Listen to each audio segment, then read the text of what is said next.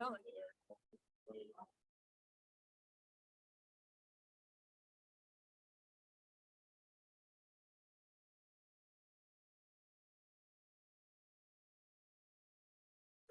one. Test. Right? So it seems like. Yeah, they're very sensitive.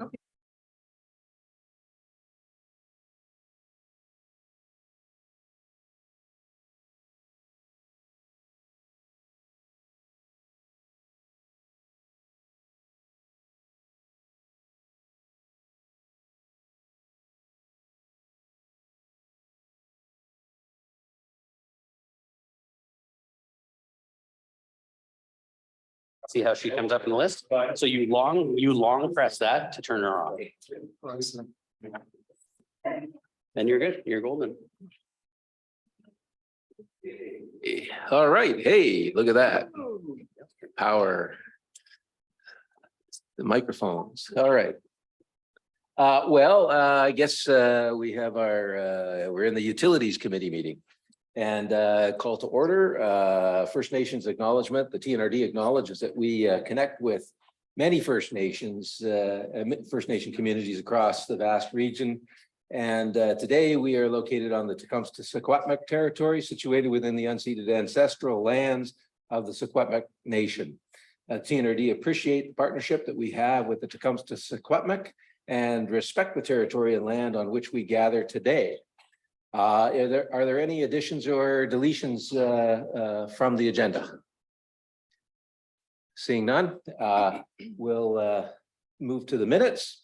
Can I get somebody to Husoff and Tricia? All in favor?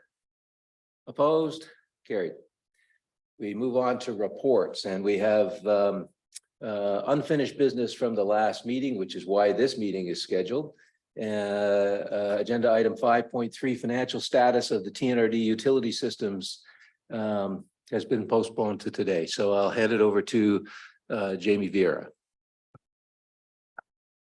All right, good morning, everyone.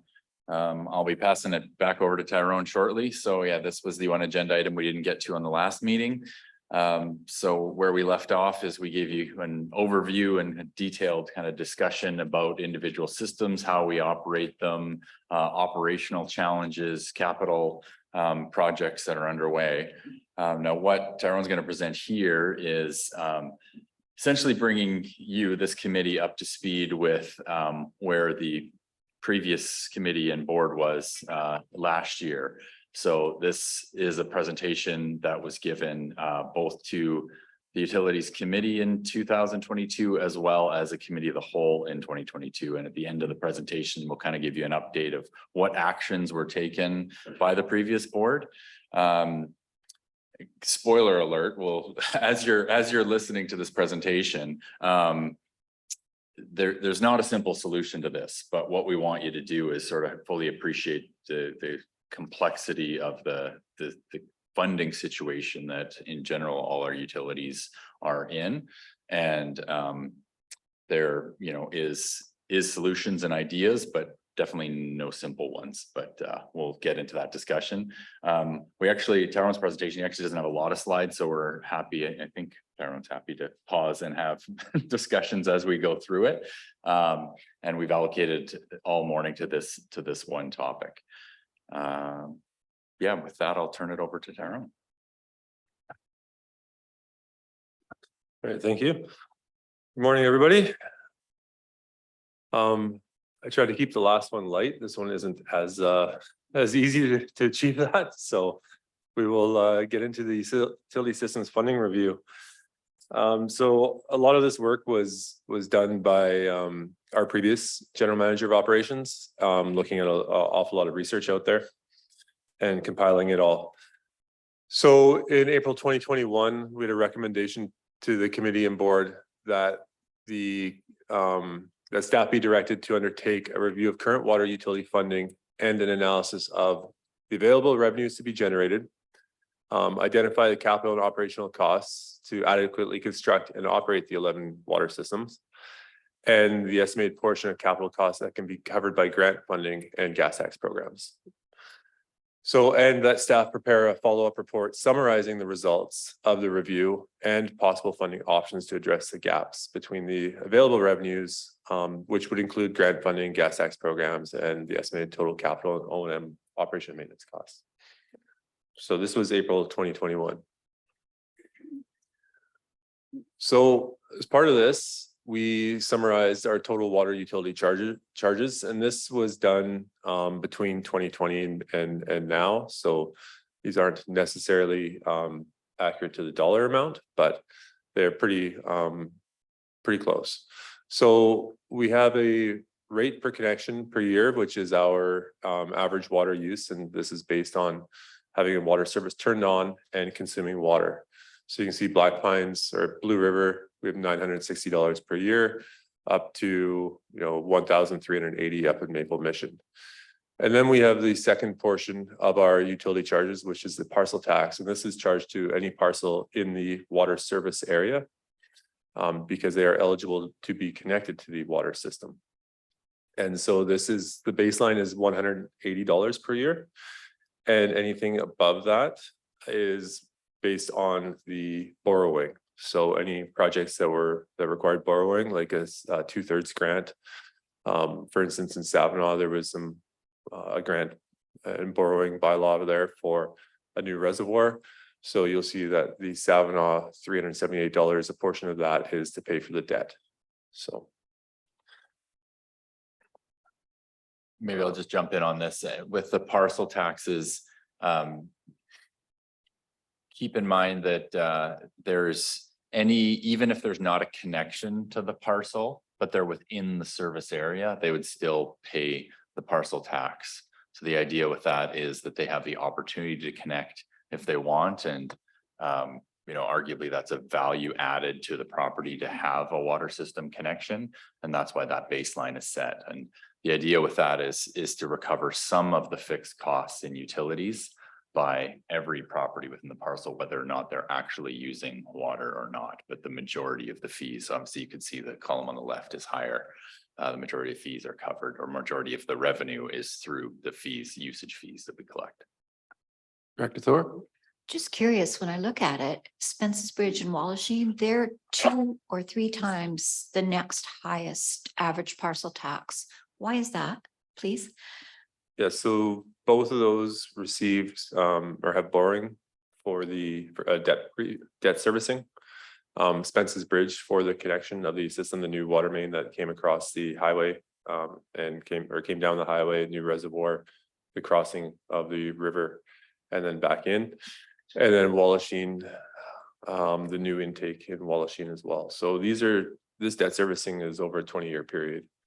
And so these will be reflected in the parcel taxes. And I don't know how many years are left on these, but they're going to be somewhere between around 15 to 12 to 15 years left on these. And they're higher because these are newer systems, or? They're higher based on the amount of money that was borrowed for that system. Okay. So the $180 would be the base that goes towards our fixed costs. And then anything over the $180. So the 180 to 980. So what's that, $800 there for Wallachine would be to service the debt that Wallachine took on to put in the capital assets. So. I just have a question. As Blue River transfers to or transitions to being billed for their usage, does the parcel tax stay? The parcel tax is independent of the water consumption. Yes, so the water metering project was designed to capture the same average rate or per connection on the left column here as we currently capture. So it was based on equitable billing. So the overall amount for the community would remain the same. However, the higher water users would pay more and the lower water users would pay less. I have a question if anybody else doesn't have one. Are you satisfied that these charges are handling the operational costs, or are we still in an operational shortfall? I'll jump in on that. that's the base of this presentation. So we're going to get into those whole details. Short answer is Thank no, they're not enough, but. Yeah, I don't even think that it's a short answer. Yeah. The answer is no. There's your laugh for the morning. So our total average cost per customer is $1,380. This is for the 11 systems combined. So $1,380 per year is our average charge. And you can see that there is a difference between the Blue Rivers, the Wallachines, the Savanaws, primarily based on the parcel taxes there. So how do we compare? So $1,380 per year for water for our, as an average for our 11 communities, ranging from the $900 to $1,900. For example, in Kamloops, a single family dwelling would pay the equivalent of about $428 per year. So we're already significantly higher than that, 3 to 3.5 times higher.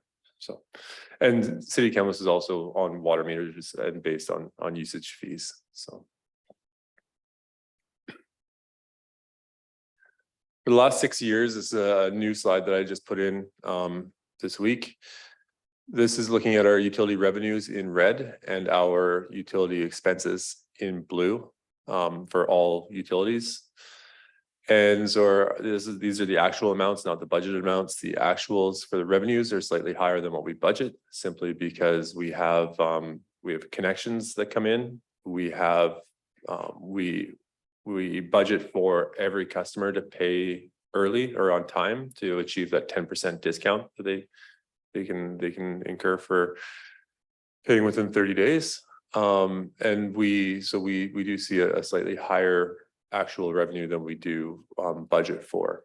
So, and we do budget our expenses for a zero balance. So we don't want to run a deficit. We can't run a deficit, and we often here, as you can see, run a small surplus. So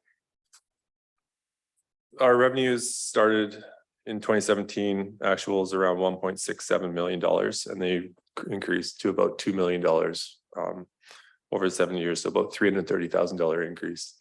What I want to point out on this is that our expenses increased from 1.24 million to 1.64 million with a $400,000 increase. So our expenses are actually increasing at a rate higher than our revenues are. And this is a combination of multiple factors, but one being efficiencies. We're able to get more work done in a year. Also increased costs for commodities like sodium hypochlorite, the bleach we use in the water, also hydro and other costs. And then we also have wages and everything else factored into this. So our variance here between the revenue and the expenses has decreased from 25% down to approximately 18% over the last 7 years. And the other part to note on here is that the surplus is that's shown on here is generated by all 11 utilities. Some of these utilities are running about $100 surplus per year, and some of them are running, in the case of a Blue River, I think we've had a $60,000. And they carry forward and they stay in that individual community. And the past practice has been to keep them in a surplus for operating if there's a cost that we know we're going to incur within the next few years. If it's further out than about 5 years, we put it into the reserve fund. So that the variance that's demonstrated on this slide doesn't disappear. It stays in that individual utility. And it's a much bleaker picture if you look at it by individual utilities. So, Director Smith. Thank you, Chair. I just want to know what the procedure is when a customer comes to us and asks to be connected. Are they given some sort of a pre-budget to know how much their cost per year is going to be? Excellent question. So it's a multi-step process. I actually was just on a phone call with a customer this morning about they completed an application to connect to our water system. So it's a vacant lot. We receive that form. It goes through building department, development services, finance, as well as utility services. We assess that, we determine whether there are services at the property line, on the property, or no services present. And then if there are no services present, the owner is responsible for the full cost of installing those services. So we will provide them a budget and ask for a deposit for the installation of the services. We've done a few of these. There's not an awful lot of new connections. And then from there, they have our bylaw and everything else is available on the website on tnrd.ca. We have a couple sub pages under water and utility services for calculating your metered bill. So if you know what system you're in, what size your service is, and how much you expect to use, you can actually see what your mock bill or what your metered bill would be. Prior to that, it was a fixed rate or a flat rate fee, which is available there. We have worked on a welcome letter to get all that package into people's hands. We haven't rolled that out yet. But it's just one of those things where we have, 2-3 connections a year kind of thing. So, but I don't know if that answers your question entirely.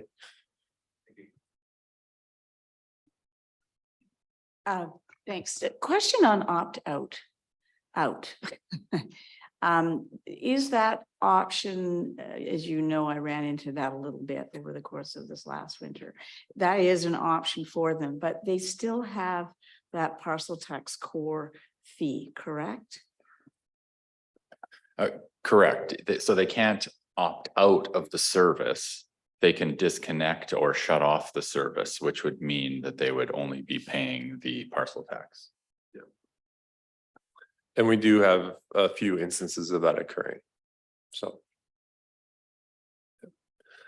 And similar to with the metered rate billing, if you don't use water, you don't pay that rate. So there's a base rate associated with that. If your water service is turned on, and then there's volumetric for the water that you actually use. If your water service is turned off, you don't pay that base rate. So.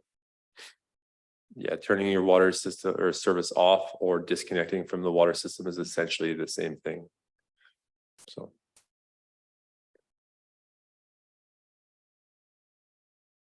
So what are the current utility revenues? And I covered that. This number is slightly different, but our annual revenues, when we look at just our rates and our parcel tax, are around $1.29 million per year. So the other numbers include some gas tax projects and whatnot in them, but these ones are about 1.29 for the operation and maintenance. And this is composed of the usage fees or user fees or tolls, which they're referred to in the bylaw, and the parcel tax, which is our base operations or fixed costs plus any debt servicing. So this you can see the proportion of parcel tax, so the debt servicing for Savannah versus the usage fees, and same with Wallachine. It's higher percentage parcel tax versus tolls for Wallachine for the debt servicing. So how much revenue is needed? This is the question of the day, of the decade. So there's quite a bit of research out there, and this research paper that we're basing a fair bit of this information on was done by Jansen et al.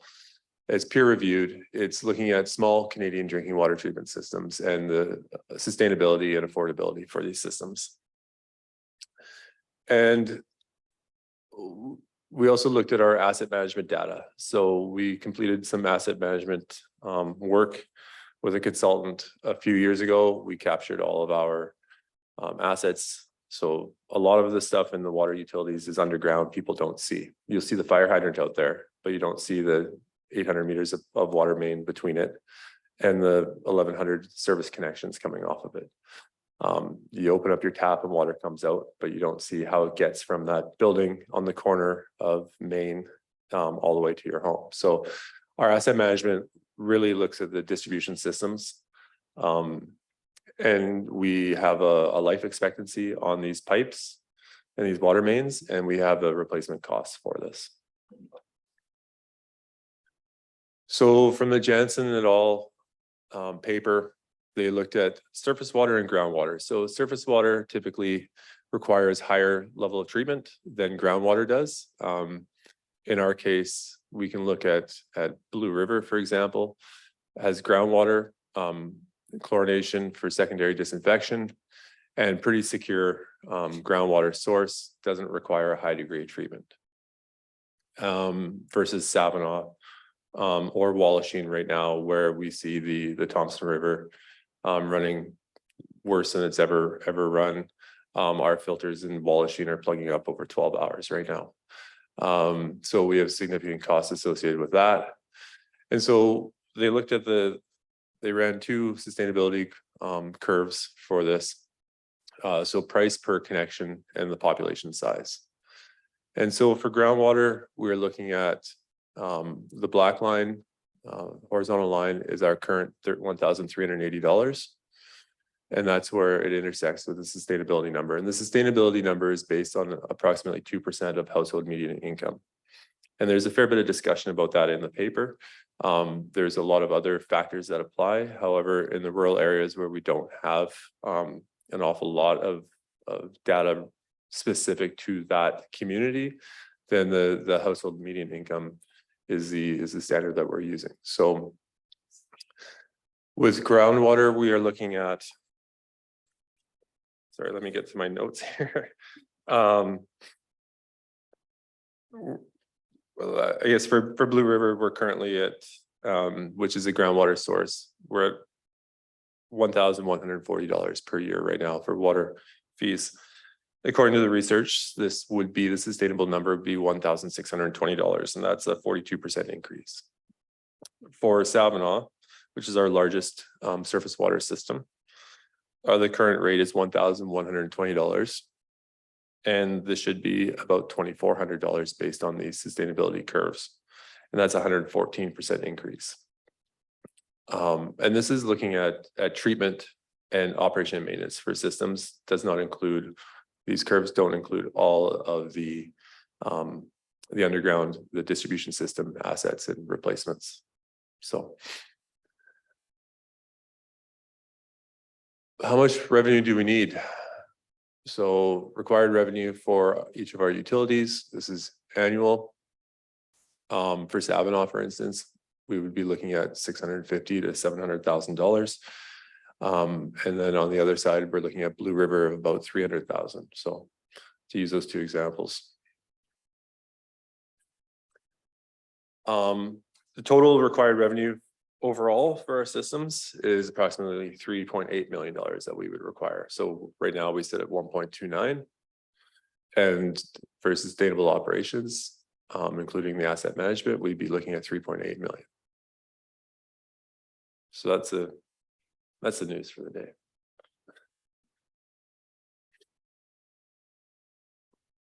If we look at our actuals versus needed revenue, we looked at a few different scenarios here. So $1.29 million is our current revenue. Our needed is 3.8.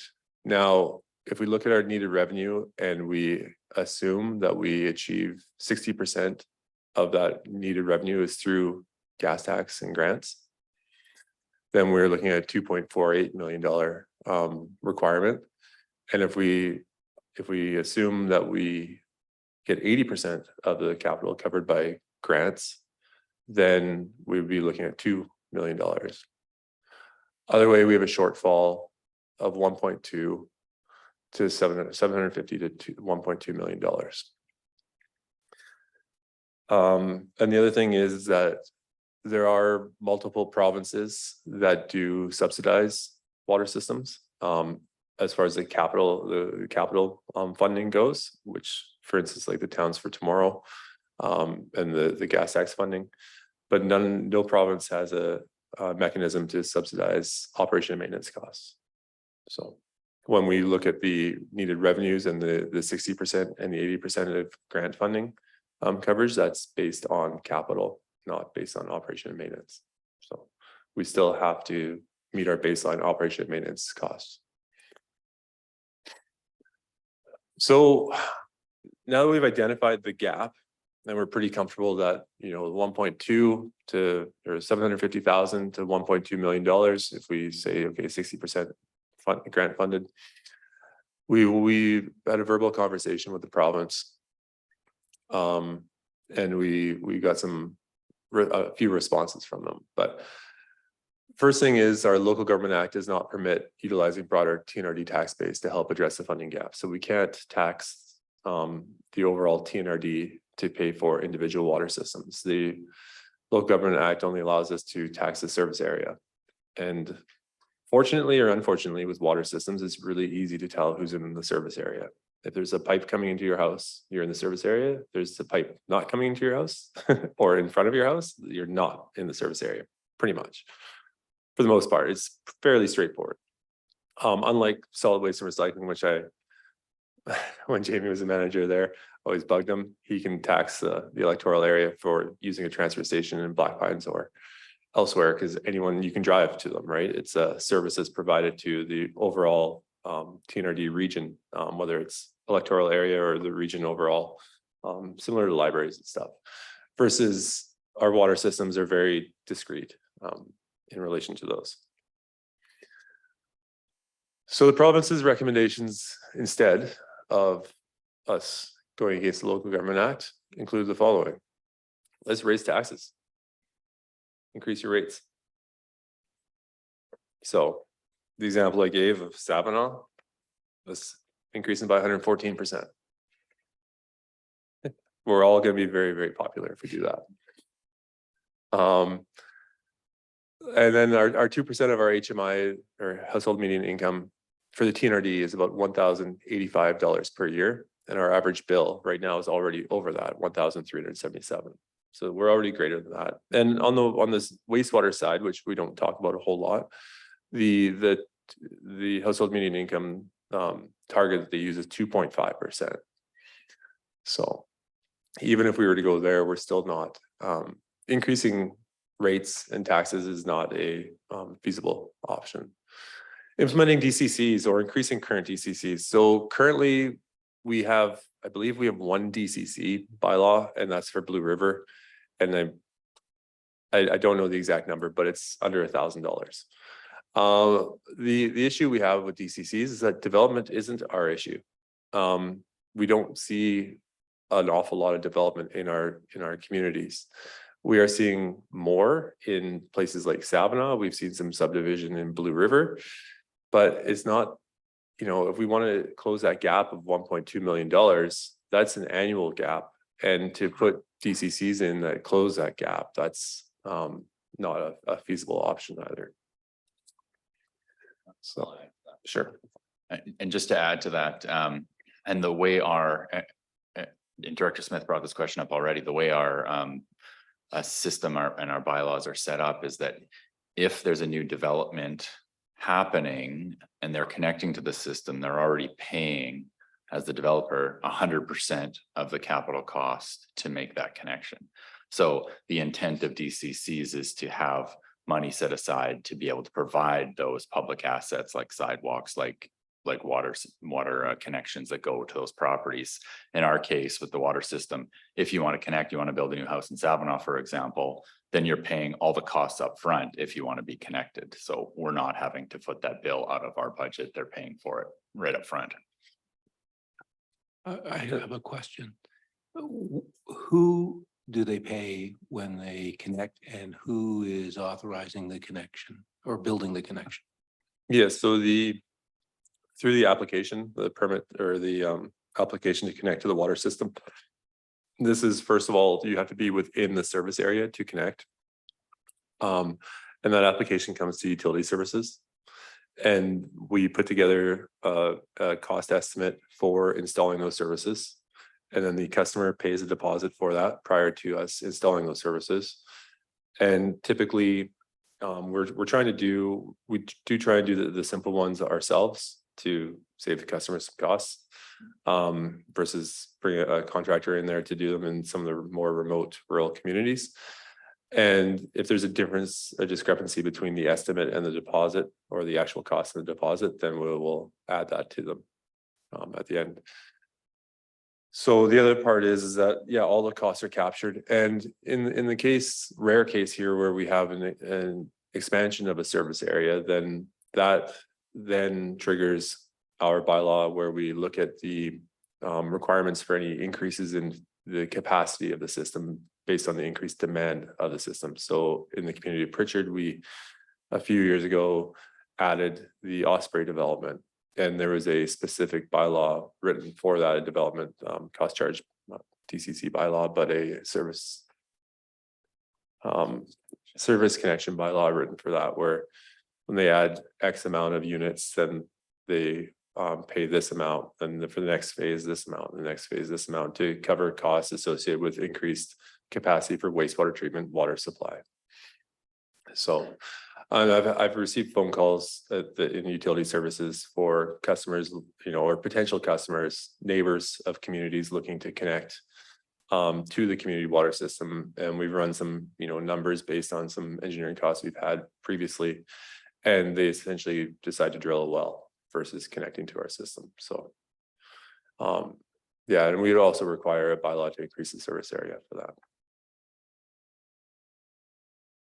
Can I ask a question? Yeah.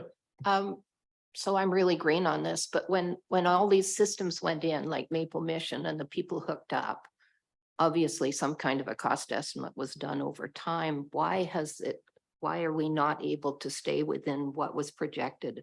Is it cost increases or? Yeah, so there's more than a couple of reasons, but I guess first is the TNRD has not built a water utility. We've inherited them, or for sake of a better term, taken them over, acquired them, been told, here, this is yours now, multiple different ways. And then the second part of the increased costs are the regulatory environment is changing. So with Walkerton, which everyone talks about, right? We have the 43210 requirements for treatment and surface water. And we've also have increased requirements on groundwater to prove that the groundwater is not under the influence of surface water or at risk of containing pathogens. So the GARP and the GUDI assessments that we have to complete, which the GARP assessment in Blue River was completed. And there was a recommendation in it to add chlorination to the system for future upgrade. And then Interior Health mandated us to implement that. So the chagrin of residents in Blue River. But that's what we're dealing with. We have a great water source in Blue River, and we have to put chlorination on it. So, yeah. So another recommendation that they had were geographic considerations. So amalgamate any contiguous water service, if there are any, to create a large service area serviced by one treatment facility instead of numerous to achieve economies of scale. So let's combine Bavenby and Blue River, right? Let's combine Savinaw and Wallachine. It's we don't have any contiguous water systems out there. And then similar thought, amalgamate and take over any improvement districts that are contiguous with current areas or in between our current areas. So, which again, we don't have. I think one of the closest ones we might have here would be across the river in Wallachine. If we want to look at, Thompson View Estates or something like that. Like we don't have any practical geographic consideration of amalgamating systems, whether it's an improvement district or not. Yeah. May I add, these are, generally speaking, these recommendations, high level, I understand where they're coming from. They're very urban answers, right? The idea would be have one true, urban subdivision with a private water system next to another one. And yeah, theoretically, you could have those economies of scale and all of a sudden you have 400 connections instead of 200. But in our situation, we have 40 connections and then 70 kilometers down the road, we have 30 connections. Very different scenario. Director Sal. Thank you, Chair. Sorry, my question was, when you say the province has advised, what did they have a meeting with you guys, or was it just an email? Here you go. Yeah, so what we're talking about right now was a verbal conversation. We'll get into the rest of the stuff that we've done since. So Yeah, and as far as the back to the amalgamation part and whatnot, like in the case of Vavenby, there were two systems there at one point, that both sides of the river, and those were combined. So those were amalgamated. And then in the case of Spence's Bridge, we have a shared use agreement with Cooks Ferry, where we have, you know, one source, and we're using the same source for both the Spence's Bridge side and the Cooks Ferry side. And we have shared use over it. So there are those steps where practical have been taken. And there's just not really anything left for us to go scoop up. Although I suspect after this, you guys don't want us to scoop anything up after. So Director Smith? So when an IH regulation comes down the pike, like a chlorination, added chlorination or whatever, are we not allowed to pass that cost on? Or is that are we expected to be providing that quality of water? yeah, so that cost does get passed on. And in the case of Blue River to the residents, not IH. So in the case of the residents, they have to pay for that addition.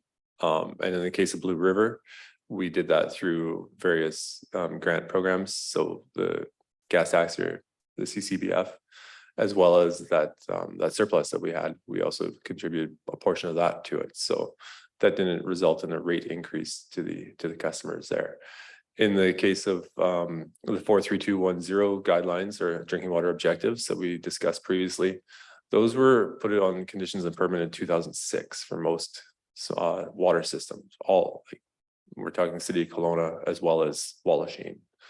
And how IH enforces that is it varies, I think, based on the risk and the population and whatnot. So they haven't ordered us to build a filtration plant, but they do have that authority and that power under legislation to order us to build a treatment facility, in which case the residents, for instance, Savinaw, our largest and probably most at risk, not most at risk community, but our largest population.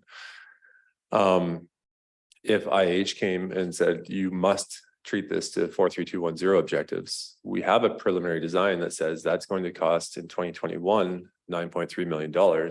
Now we have to go to the residents and say, you have to cover the cost, the full cost of 9.3 million, which today is probably closer to 12, but right.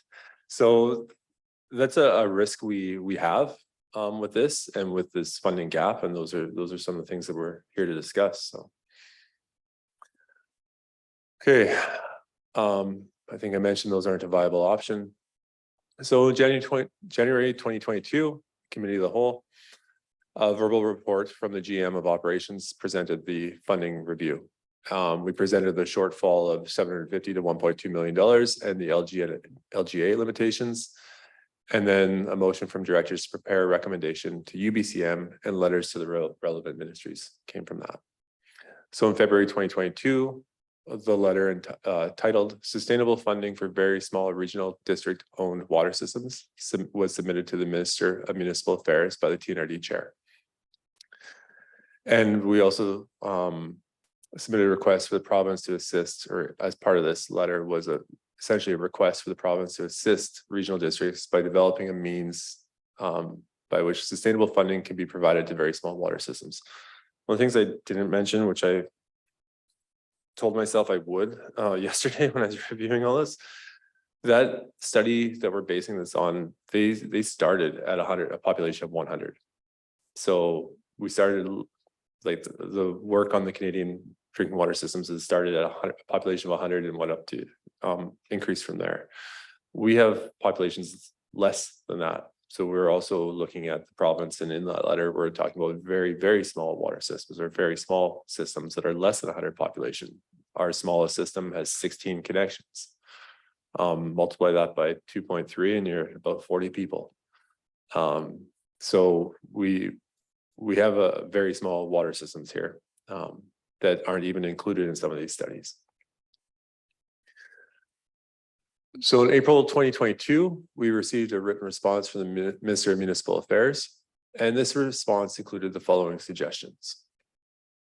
Can anyone guess? Consider moving to full cost recovery by increasing tax and usage rates.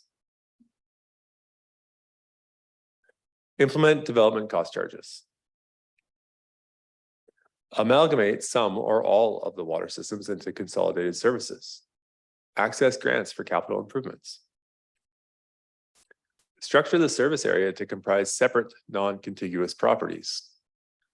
What this bolded one means is that let's call the TNRD, all the 11 water utilities that we have, the TNRD water system. And let's set the same bylaw, same rates for all of them.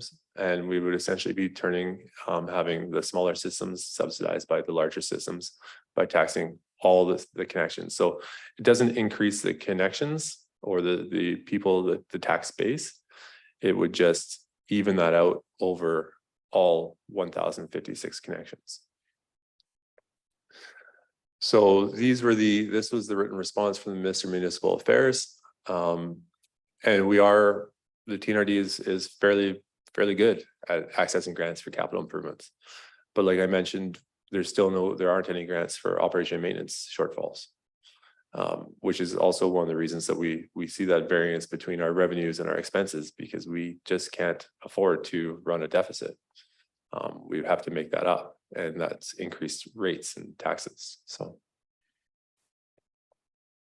we plan for the worst, hope for the best. Biddy?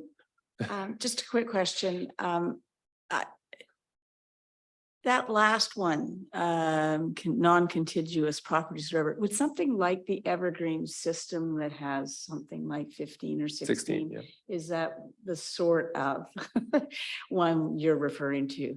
And Yes. this is the sort of response that would have been received from Ministry of Finance or whatever as well? Right, so you would combine Evergreen with Savinaw, Black Pines, Blue River, Bavenby, and the residents of Black Pines, of Savinaw would see their rates go up, and the residents of Evergreen would see their rates go down or similar, right? So right now, the way it's set up, we have individual service areas for each utility.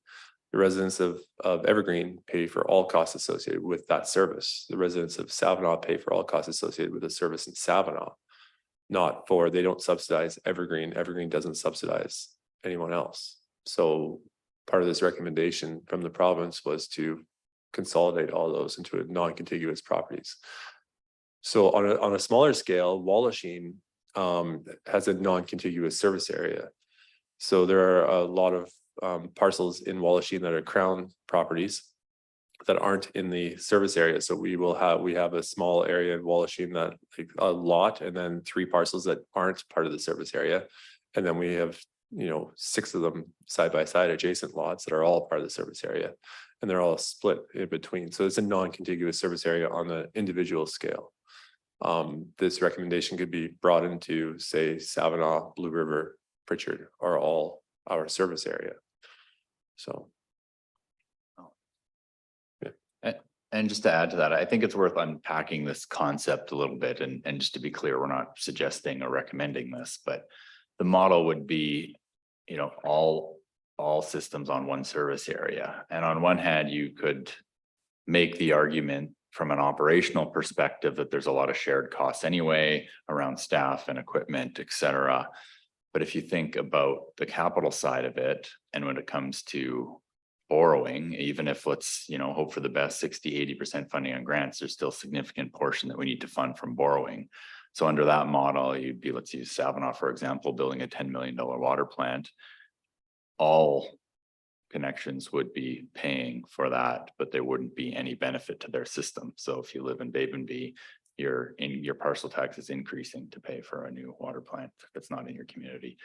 The other thing to consider there would be around the fact that, these were community-based water systems, and we took them over in one fashion or another, acquired them in one fashion or another, but still under the expectation that they were standalone systems. So it would be a move away from that. All of a sudden, it's not the community paying for that community. It's this larger pot, essentially, a shared service. So yeah, I see on a high level where this recommendation was coming from, but when you actually dive into the details, it's not, doesn't make operational sense. It wouldn't be palatable for the residents. Just a question to follow up with that. If you just address the operational costs with that proposal, left the capital cost as a parcel tax or as a specific community, is there any support for that by staff? Yeah, that's a good question, and I've thought about that concept. To be honest, we haven't looked into the details of that, whether legislatively we could even do that, because essentially you'd be having one service area, but having different funding for parts of that service area. I'm not sure if that's possible or not, but that would be kind of the only reasonable thing to consider is having the capital just within that area. And just to follow up, because we're talking about small systems and large systems, had the opportunity at Silga to talk to one of the other municipalities, and they limit taking over systems. They won't take over system less than 40 units. I'm wondering if you have any comments. I know the horse is out of the barn on these ones, but do you have any thoughts? Yeah, so this actually came up 3 meetings ago, I believe, with the previous committee. We don't have a specified number or cap for size, but we do in our sustainable or water system sustainability and acquisition strategy, we do have a requirement that these systems are sustainable prior to taking them over. So that means that a feasibility study is completed, the actual costs are presented to the customers or the potential customers, and they have to approve any borrowing and charges prior to a service being established there. So rather than capping it at 40 or 100 or picking a somewhat arbitrary number, we have look at the actual finances and what's affordable, not even what's affordable, but we tell them this is what it's going to cost for this place to be sustainable. So if you would like the TNRD to take it over or recommend that it be taken over, this is what you can expect to pay for it. I suspect that alone will prevent a significant amount of systems from approaching us to take them over, so.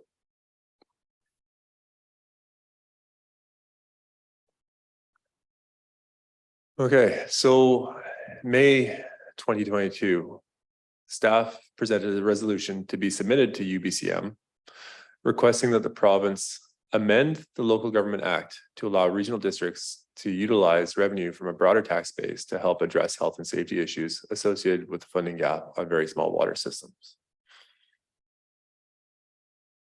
This was not supported by the board. So we brought the resolution forward, it was not supported. And the background of this and the explanation that was given to the board in considering this was the idea that we fully are aware that these are independent systems and should be funded by those connected. However, the responsibility and liability of the operation of those systems lies with the entire TNRD board and the entire TNRD as an organization. So worst case scenario, some sort of incident happens that requires, not talking operational, but for example, lawsuits, it's the board that's liable, not the small water system. So under that sort of concept, the idea was that is there some sort of recognition that a regional district can have, and would the province approve it, that there'd be a mechanism to fund services as needed from the broader tax base. The discussion at the board was, kind of full stop. They didn't want to go down that road because that opens the door to, someone who pays their own or spends their own money to drill their own well, put in their own septic system, shouldn't be paying anything towards a water system across the street or across the river, et cetera. So after that, in June 2022, the board approved a resolution directing staff to set up a meeting with the Minister of Municipal Affairs at UBCM with regards to that previous letter. September 7th, 2022, we prepared meeting or briefing notes for the meeting with Minister of Municipal Affairs, and the notes reference the following. We referenced the provincial health officer's drinking water report recommendation that the province prevent the development of new unsustainable small water systems, promote amalgamation and acquisition of small water systems, and build capacity and sustainability of existing small water systems. So this is from the public health officers report and their recommendations. So we reference those, and we also reference the funding gap that we've identified and the solutions previously provided by the minister. In September 2022, the meeting with Minister of Municipal Affairs occurred. And that's where we are in the story. So there hasn't been any further sort of discussion since then. That meeting occurred and there was discussion on those same points. So it was it's been a year of kind of us presenting that same information and getting the similar response that you know, what we can do within the legislation. There's no additional recommendation or advice that have come down. So that's where that, and back to what I said when we started off, that's where the last board and this utilities committee sort of left off. So we wanted to bring you up to speed on where that's at. So.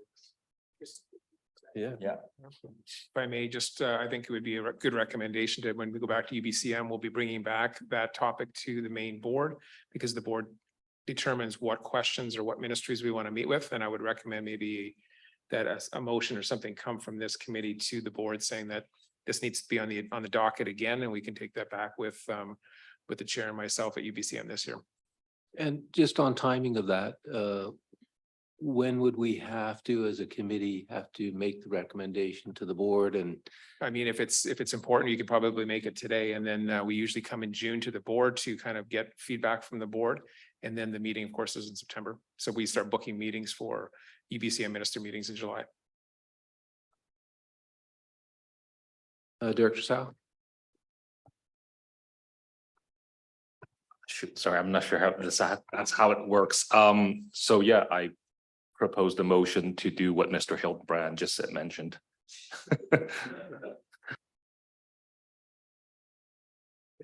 Sure. Okay, before we move forward with that, is there any questions?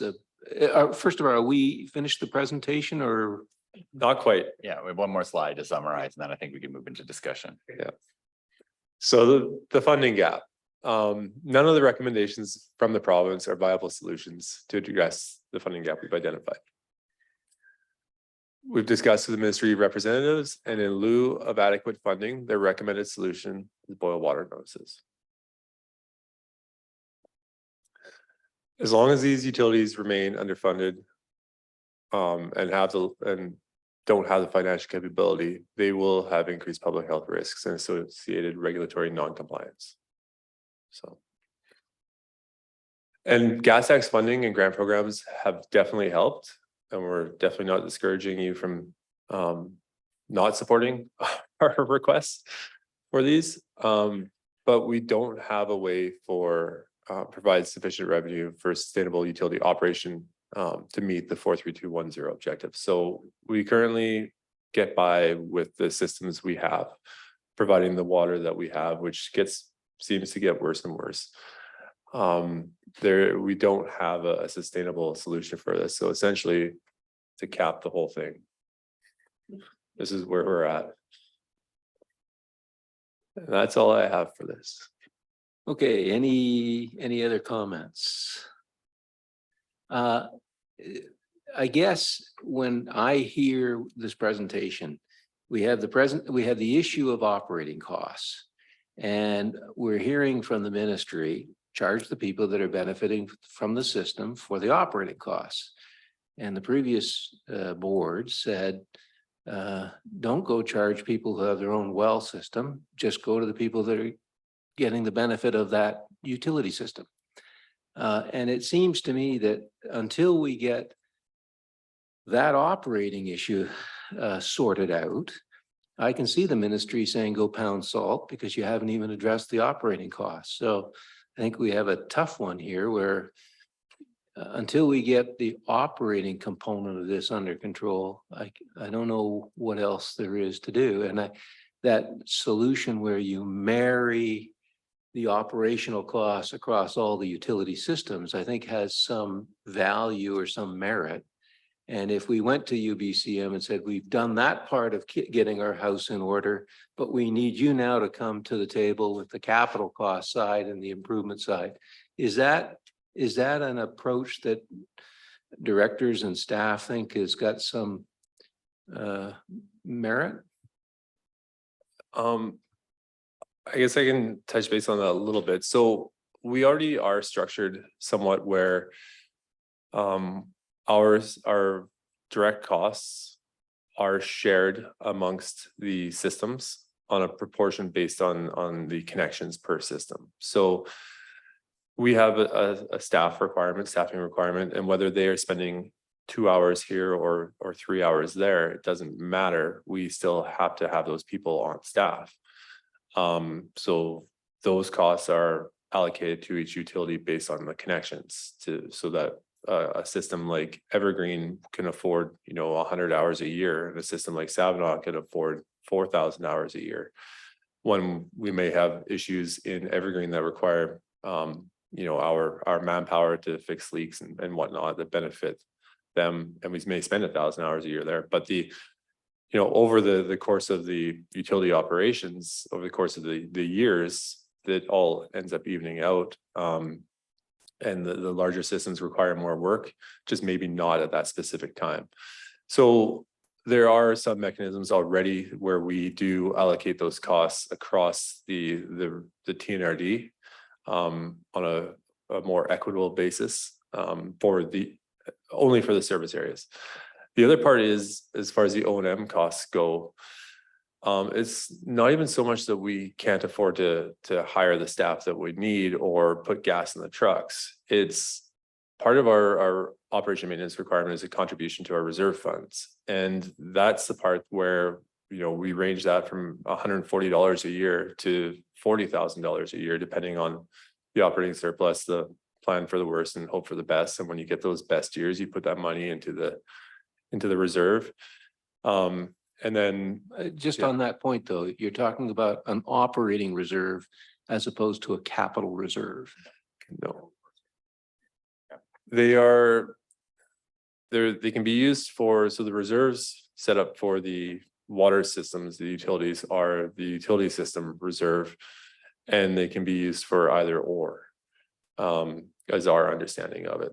So historically, we've used them for capital and not run into the issue of having to use them to supplement the operation side. And so if I could maybe summarize that or say it in a different way, the year to year, our operational costs are not the issue. It's the way we're operating it is just year to year with no ability to plan for future needs, improvements, repairs, etc. So we're paycheck to paycheck, put it that way, on the operations. So when you look at our year to year operational, we are covering our operating costs, but it's hope we don't have a break here, hope we don't have to replace the pump over here, and so on. That's kind of the situation. So just to be clear then, that graph that you showed very early in your presentation that had the two lines, the red line and the blue line, and the red line was above, or the one line was above the other, and it showed that we were raising enough revenue for operating costs. But it is the capital costs and the reserve for replacement. If we call it reserve for replacement instead of operating reserve, then we can distinguish these two. The reserve for replacement is what we don't have. We don't have the capital, but we are covering our operating costs of the utility. We just hope something doesn't break. yes, I would say that's a fair statement. Director Sal? Thank you, Chair. Sorry, gonna move that in the discussion another direction topic. I'm just brainstorming on, we're looking at pockets and, for funding. What about industry? Like, we've been focusing on taxing the residents, and I'm thinking of, who benefits from our areas are obviously the residents who live there and enjoy the lifestyle, but in the electoral areas, there's already a lack of economic opportunities, high paying jobs. So I'm just thinking But, we have Trans Mountain, we have a few mines in our areas. Have we ever approached them and say, hey, could we get some sort of a annual grant for funding from you guys? So a good example, and I sent out the summary for the Trans Mountain Community Benefit Agreements, which was exactly that. There was funding from Trans Mountain that as part of the negotiation, we had allocated to water systems in Bavenby, Black Pines, Blue River. Yeah, those 3 systems benefited, and it was a one-time lump sum funding, so it was allocated to capital projects that were in the capital plan. Director Thorpe? Thank you. Question when we're talking. Director Sal made me think of it. I've had a few of the residents, for example, in Spencer's Bridge. They're not too pleased that the railways and the highways are accessing spigots, for lack of a better word, and taking potted water and then using it to clean culverts, clean the roads, deal with the railway. Can we, although it might not generate a whole lot of income, maybe look at what they're actually accessing and look at increasing those rates somehow? Yeah, so we did that with our rates bylaw update, and we increased the rate for bulk water use to $4 per cubic meter. So in comparison, we have communities that are paying 60 cents per cubic meter. Plus we have a weekly charge as well for accessing that. And in the case of the camp in Blue River, for instance, we have a use agreement with them to provide water at that bulk charge. So significantly higher than what the residents there are paying, and that is benefiting us and the residents of that community in the longer term. That is going into additional revenue or miscellaneous revenue on our budget line items. So in using the water in Spence's Bridge, they are one of the railways does have a water service there, and they are metered, and they do pay for that. They also request that they can fill up bulk trucks at some of the hydrants in the area in order to use it. I'm not aware that they're using it for culvert cleaning, but the reasons they have an application form they have to fill out and the purpose that they're using the water for. And often it's when they're doing track grinding for fire protection, which I don't usually deny. But we have also declined some too. So when they, in Spence's Bridge, for instance, if they came to us in another 2 weeks and said, we'd like to use water for this, I'll probably tell them, no, we don't have the capability of providing water for that. But in Blue River, we have the capacity to provide water for it when we fixed a bunch of leaks and everything there. Similar to Vavenby, in this fall, we were providing water for Trans Mountain, and this is outside of the Trans Mountain agreement, benefits agreement. They're using water for some of the construction, and they're filling up at the fire hall in Vavenby. And we ran into a situation where the river was dropping to the point where we weren't able to supply enough water. So we cut them off and said, okay, this permit is no longer valid. You need to find an alternate source. So we are trying to carefully manage how we allow bulk water to be used in the TNRD. And we're simply, not simply, but I am approving these bulk water users simply to increase the revenue for these utilities. It goes right into that utility for Savanaugh, for Blue River, for Black Pines, for Spence's Bridge. So that's an additional source of revenue that we have there. Thank you. Quick supplemental. Go ahead. So they're metered when they're using the water that's set up at the tracks. When they access the fire hydrants, how is that monitored? We had this question last time. It's the honor system. Yeah, no, I am aware, sorry.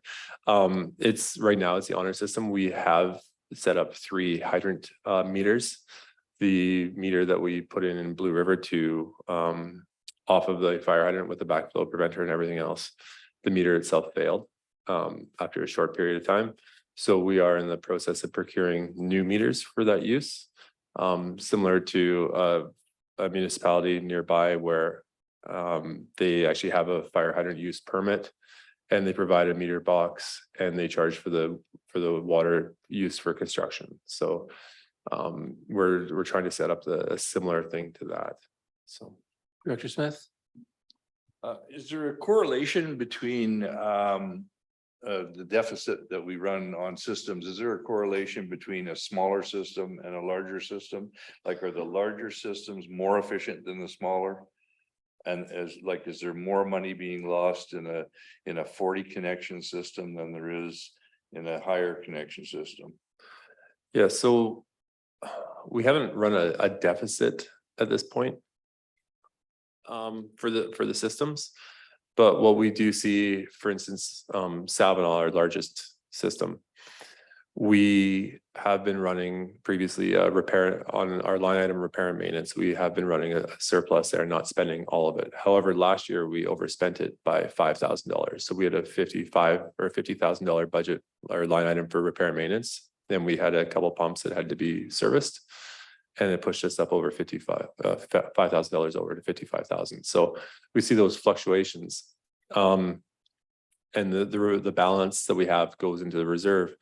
The communities like the Evergreens, the Del Oros, the Black Pines, those are typically running a much tighter or smaller surplus each year.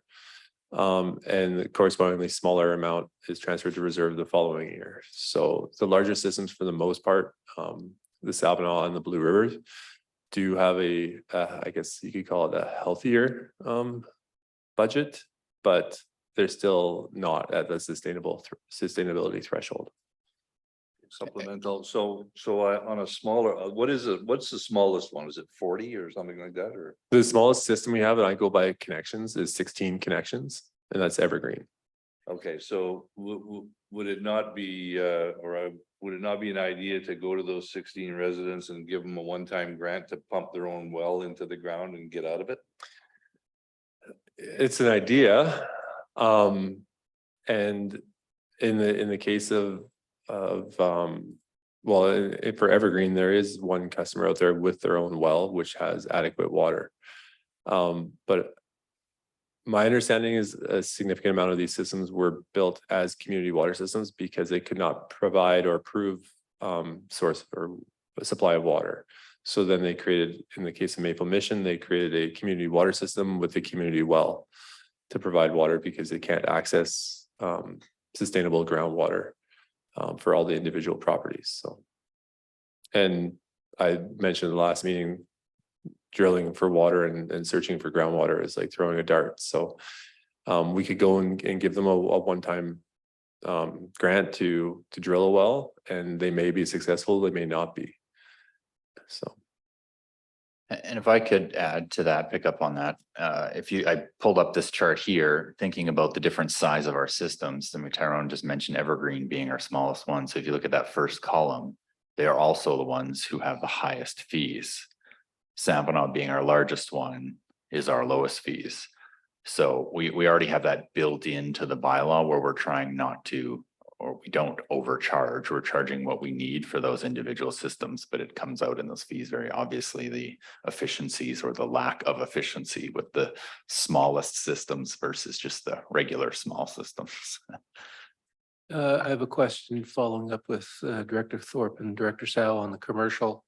Savinaw has got Enbridge, it's got the plywood plant, and it's got the two railways. And Savinaw seems to be one of our bigger problems. Is there any way we would follow up with those commercial people to equalize this thing?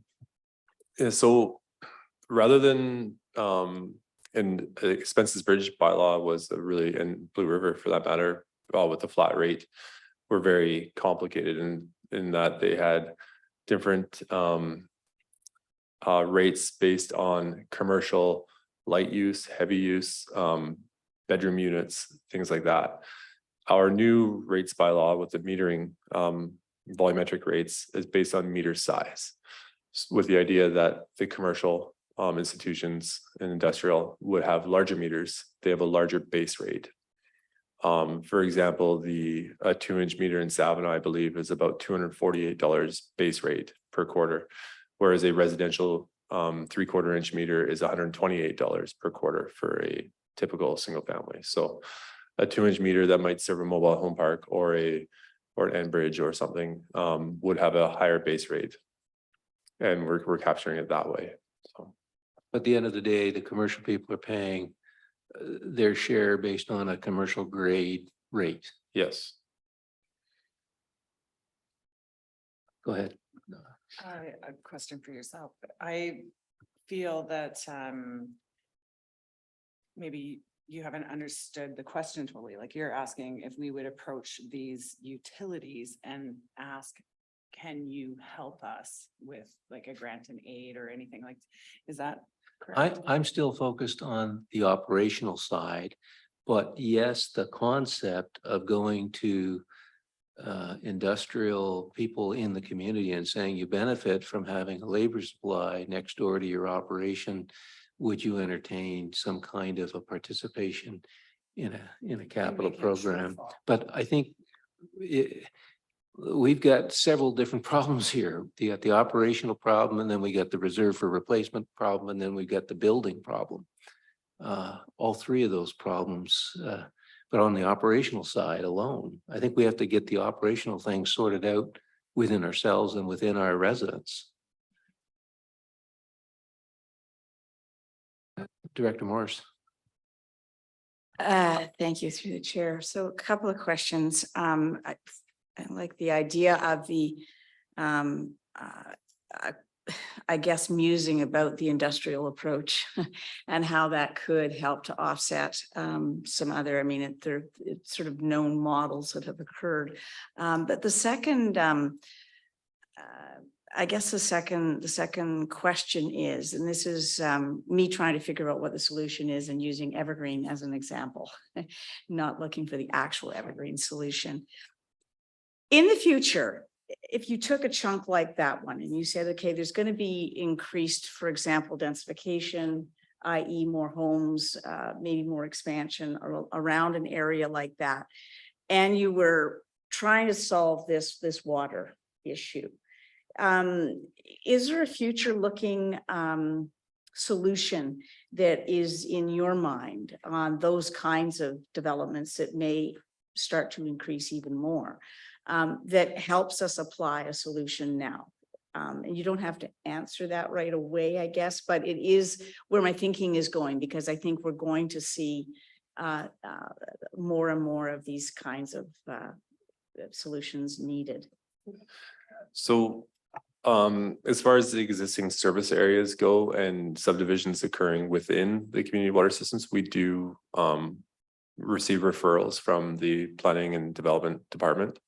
And we do have the opportunity to comment on that. So in our case, we look at those scenarios, and basically, like, for if there was a supply issue, and we did this in Savinaw in my first few months here, we have an area of Savinaw with a lower water pressure and so adding a service to that could impact the rest of the customers on that street by reducing their water pressure. So we modeled all that, and the owner, the applicant, had to cover the costs for that to see whether or not upgrades were required to the distribution system to provide adequate pressure where they weren't impacting the neighbors. And so similarly, when we do receive these development applications for subdivision, we can review them then and comment on them and provide that feedback. And those comments are put directly into the responses from the TNRD to the Ministry of Transport that provide or approves the subdivisions. So. And I think maybe part of your question had to do with what about a new subdivision that doesn't have a TNRD water system? So back to our sustainability and acquisition strategy, we wouldn't be looking to take on any water systems that aren't sustainable. So as part of that development process of the subdivision and their whole requirements or planning department, they would need to put together a plan of how the water system's going to operate. And if they were, and we haven't had this yet, but if they were saying we plan to develop this water system and it's been 10 years handed over to the TNRD, well, that's where our sustainability and acquisition strategy would kick in. That would need to be meeting all those objectives.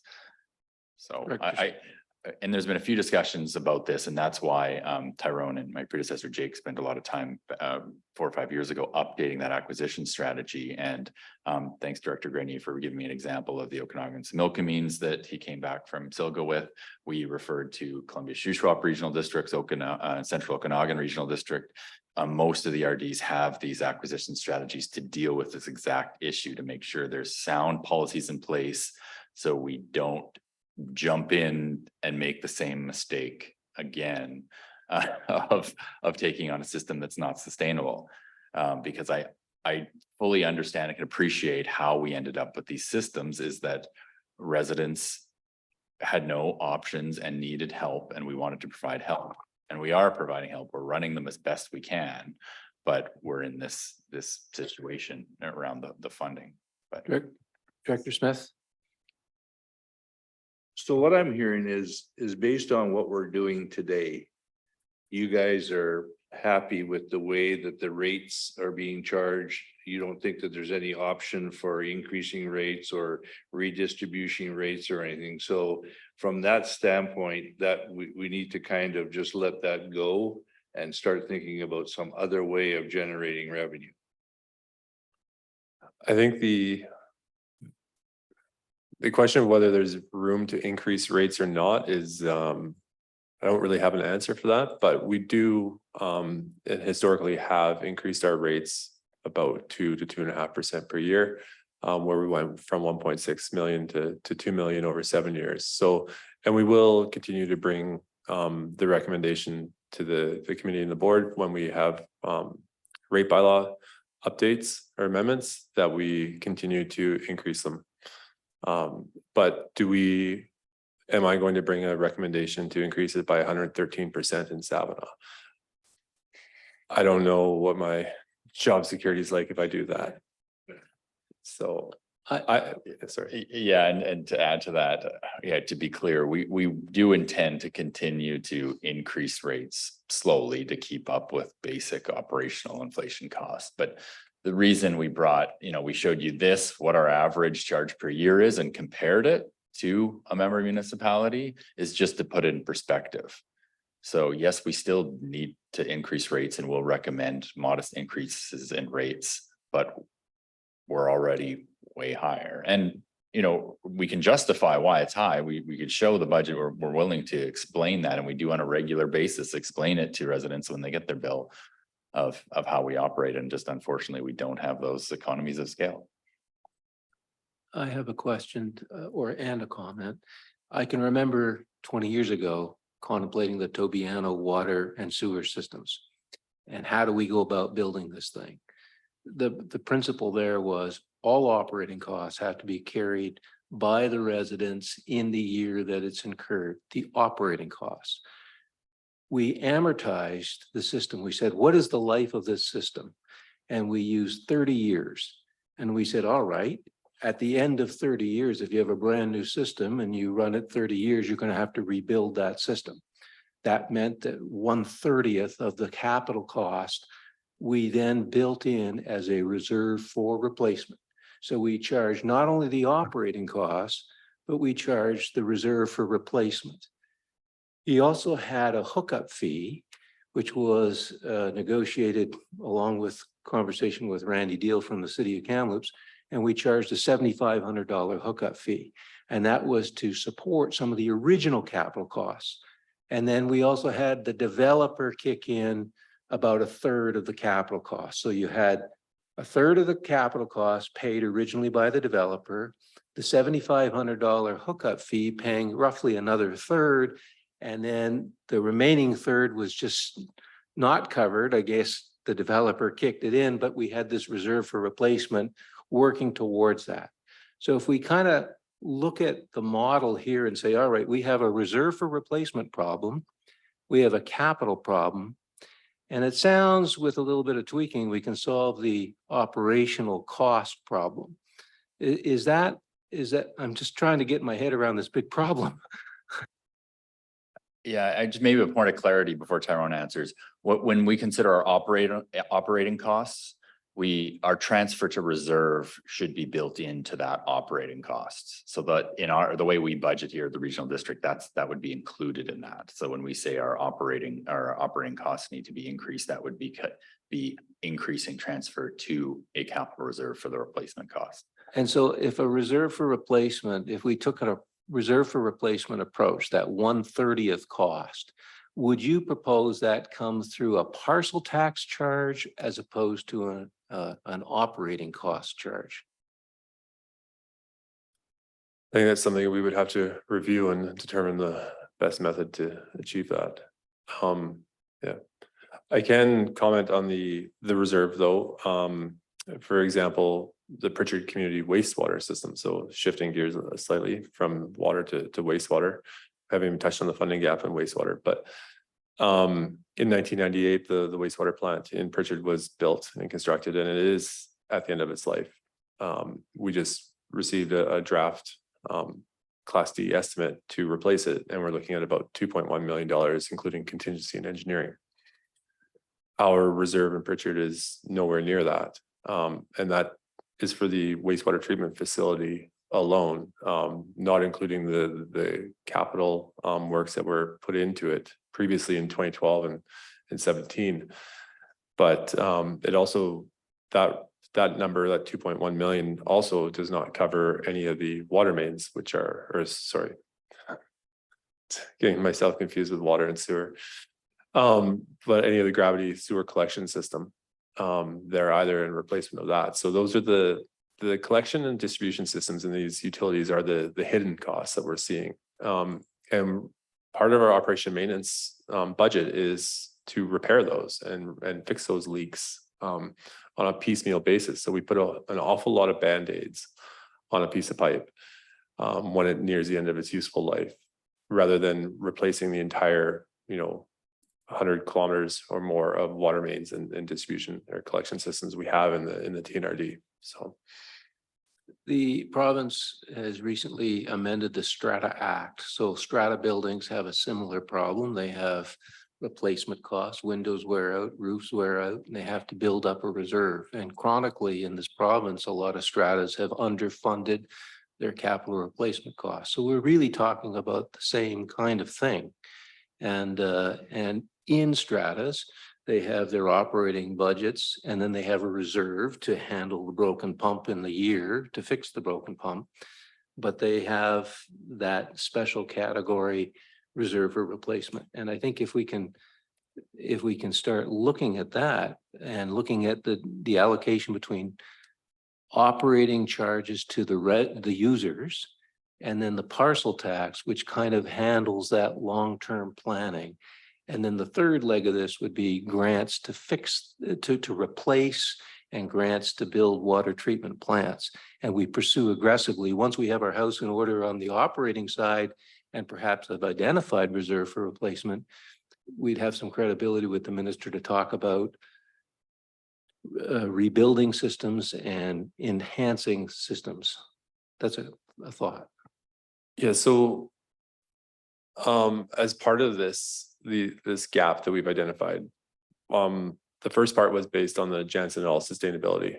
The second part was based on our own asset management and renewal costs. And so we do have our assets in the table, and we do have a cost associated with those. And we do have 100-year, 30 and 100-year costs associated with the replacements of those. And that's all contributing to this gap that we're seeing. So we have factored in the reserve for those, and we have factored in the operation and maintenance costs. Yeah, and as far as, I guess, going and increasing the rates to cover more and more, like those, part of our O&M budget is when, similar to Strata's, when that pump fails and they would take it from reserve to purchase a new pump, we have that buffer in our expense column to account for, okay, we expect that every 3 years in Bay and B, we are going to be replacing a potable water pump. And so that's built in, similar to the Paul Lake Community Wastewater System, septic tank pumping. We budget $9,000 per year for that. the original intent of that was to have it combine over 3 years or 5 years and then spend that lump sum every 5 years. Now, with costs increasing, and that $9,000 not increasing, we are pumping 20 tanks out of 110 every year and putting them on a 5 to 6 year cycle. And then back to compare it to Strata's, I think one of the reasons that we're in the situation where these water systems found themselves in a situation to approach the TNRD is that they had historically low user fees. They were paying $100 per quarter, and now they come to us and we're like $400 per quarter, when we should be saying, well, it's $1,600 per quarter or whatever that number is. It's significantly higher than that $100 that they had. But the most common thing that I hear from the customers is like, we're paying so much money for water we can't even drink half the time, or 80% of the time in Savinaw. And they're used to paying, some of the people that have been there for a long time and were there before the TNRD took over, they're used to paying the $40 per month or and all that. So those are some of the situations that we're finding ourselves in, where we are taking steps to increase the rates to get to a sustainable point on the operations side. But when we look at the overall research and the funding, we still have a significant gap that we just don't feel that we can achieve or close simply by increasing rates or parcel taxes or DCCs or amalgamation. So, Director Sal. Thank you, Chair. Gonna yank the steering wheel in another direction now again. Just thinking of different stakeholders, industry, residents, the province. Has there been any discussion or focus with First Nations on our territory? Because just personal thought, they want to take more ownership, responsibilities over their own territory. I wonder if and the I cannot pronounce that word, amalgamation of the of these systems. I know it wouldn't work in area A. I don't think Chuchua is quite far from any other water system, but perhaps some of the other areas with reserves that are adjacent to some of our electoral area systems. Has there been any discussion on that front to cooperate with First Nations? not anything since the Cooks Ferry that I'm aware of, but the Cooks Ferry is the example that we have of that, where we have the shared use agreement and we manage both systems. We have a management committee combined of 2 TNRD representatives and 2 Cooks Ferry representatives that manage the day-to-day operations of the utility there. It's shared use, so each asset is owned by one or the other, not both. And we work together with Cooks Ferry to provide water to both the Cooks Ferry reserves as well as the TNRD population there. So. Sorry, so that's probably you guys already done the investigation. That's probably the only case in the TNRD that's feasible, I guess. I off the top of my head, yes, that's our only one where we would have an opportunity to amalgamate with a federally regulated one. So Director Sal, you had, we were going to propose a motion and the Chief Administrative Officer was proposing something to be presented at UBCM. Maybe Scott, you could Yeah, start off my with that. suggestion would be to just do something similar to what we did last year and just recommend to the board that small water systems be a priority discussion with the minister. And I think Jamie's maybe your everyone's going back to that, just making sure it's a topic that we take to UBCM this year so the board's aware. So I'm not sure what that looks like. I'm sure Ms. Campbell can come up with some creative language. So the committee should be aware that we actually have a process for resolutions going to UBCM that go to the board. So information will be sent out about that process. So the board as a whole can pass a resolution to be sent to UBCM for consideration, but if this is something different, if it's more just asking the board to make sure that a meeting is set up with the minister at UBCM to talk about small water systems, then that could be a motion that's put forward. Just so that I'm clear on this, as the chair, aren't we as a committee giving recommendations to the board? That's right. So we should pass a recommendation in keeping with that, that we recommend that the board go to the UBCM on the following basis. Is that's in order? Yep, that's in order, but just so the committee is aware that it'll be a bit of a duplicate effort if you're proposing that a resolute, because we know that at UBCM, they consider resolutions from local governments. There's a separate process for that we undertake as per a policy. So if it's a resolution that you want UBCM to consider, then that's going to go to the board anyways. But if this is just asking the board to bring a discussion around small water systems to the minister at UBCM, not a resolution, not a UBCM resolution. Sorry, it might be confusing. This is a resolution of this committee, but there's UBCM resolutions that UBCM considers during the convention. Well, thank you for helping us stumble through this Sorry, first I know one. it's confusing. So I think Director Sao, if you would, do you want to frame some kind of a resolution? And then, of course, if we need to modify that to fit what was just explained, that'd be great. Sure. So I put forth a resolution that this committee makes a recommendation to the TNRD Board of Directors to create a resolution at the UBCM to discuss small water system issues. That seems pretty reasonable. Yeah. Set the meeting though with the minutes. Do we have to comment on setting up the meeting with the minister? Is that? Yeah. Through the chair, that would be part of the process. So, Deanna, how would you, have we got that in a motion?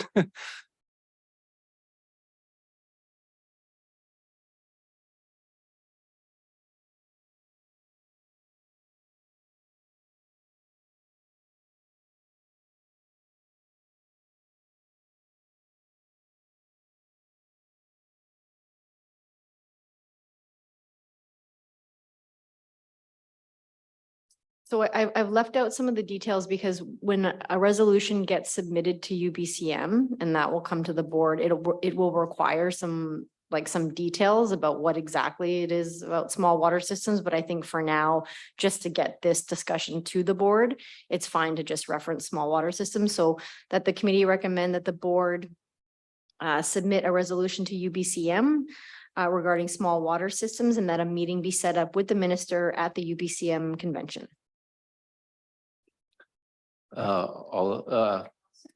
Okay, thank you.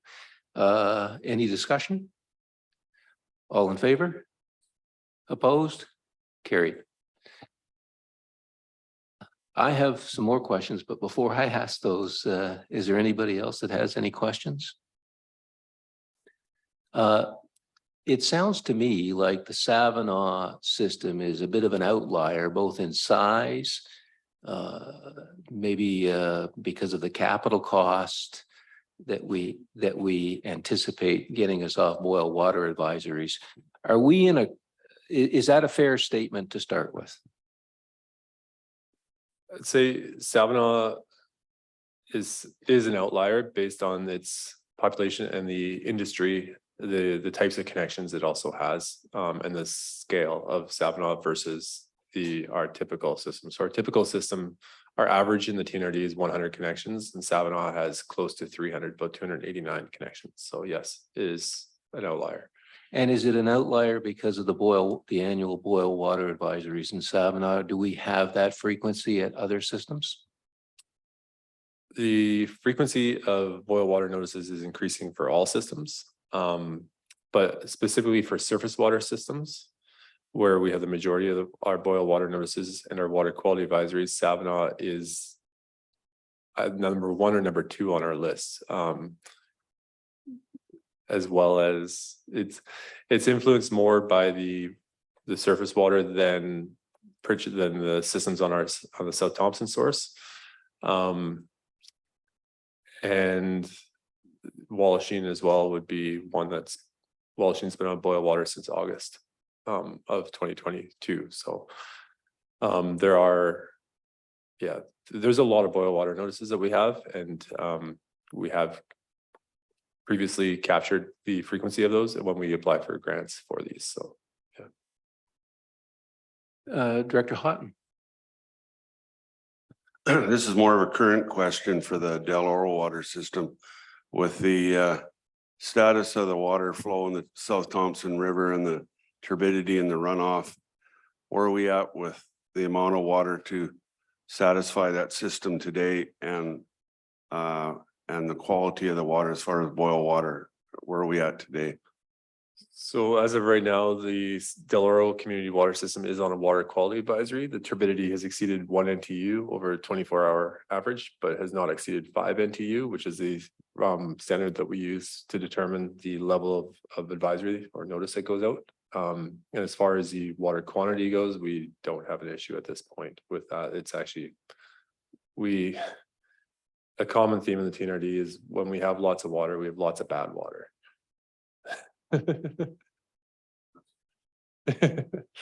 Yes. So that question that I had about Savanaugh being an outlier, and we just passed a resolution about small systems. I'm just wondering if we need some special approach for Savanaugh. It's got this water. We're going to be on boil water advisories until we build a water treatment plant, or we find some other source of water that's not surface water. Is that a fair statement? That's a fair statement. And as far as Savanaugh goes, to try and classify it as different than the remaining systems, when we look at their sustainability curve, it's still within that sustainability curve for the small and very small systems. So in the case of Savanaugh, we've talked about these operating rates, and we've talked about this reserve for replacement possibly being facilitated through a parcel tax increase. Is that an approach that is useful for Savanaugh? Because we have to start building up your reserve one way or the other, either operational costs or the parcel tax, I would imagine.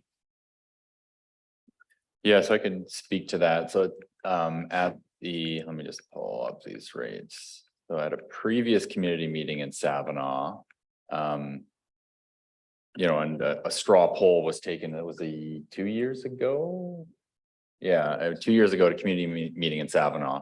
That exact concept was brought up, saying, what is the willingness of residents of Savanaugh to pay more for a water treatment plant? The idea being that we need some sort of guidance of when for example, a new grant opportunity pops up, which requires, to use an example, 60% funding from the grant, but 40% from the community. So we need to get a sense is how much more are people in Savanaugh willing to pay? And at the time, the clear answer from them is, we don't want any more parcel tax. They're already paying. There's already borrowing in Savanaugh. So they're paying, you see here above the 180, they're paying 378. So that additional cost is borrowing for the reservoir that was built 6 years ago or so, 5 or 6 years ago. So what that left us with is what we're waiting on for Savanaugh is a grant opportunity that is 100% funded. So limiting which grants we can chase for a water plant in Savanaugh. So I get back to you as the area director there. That's the current sort of feedback we've got from the community and the previous area director received, and that's what we're keeping our eye out for.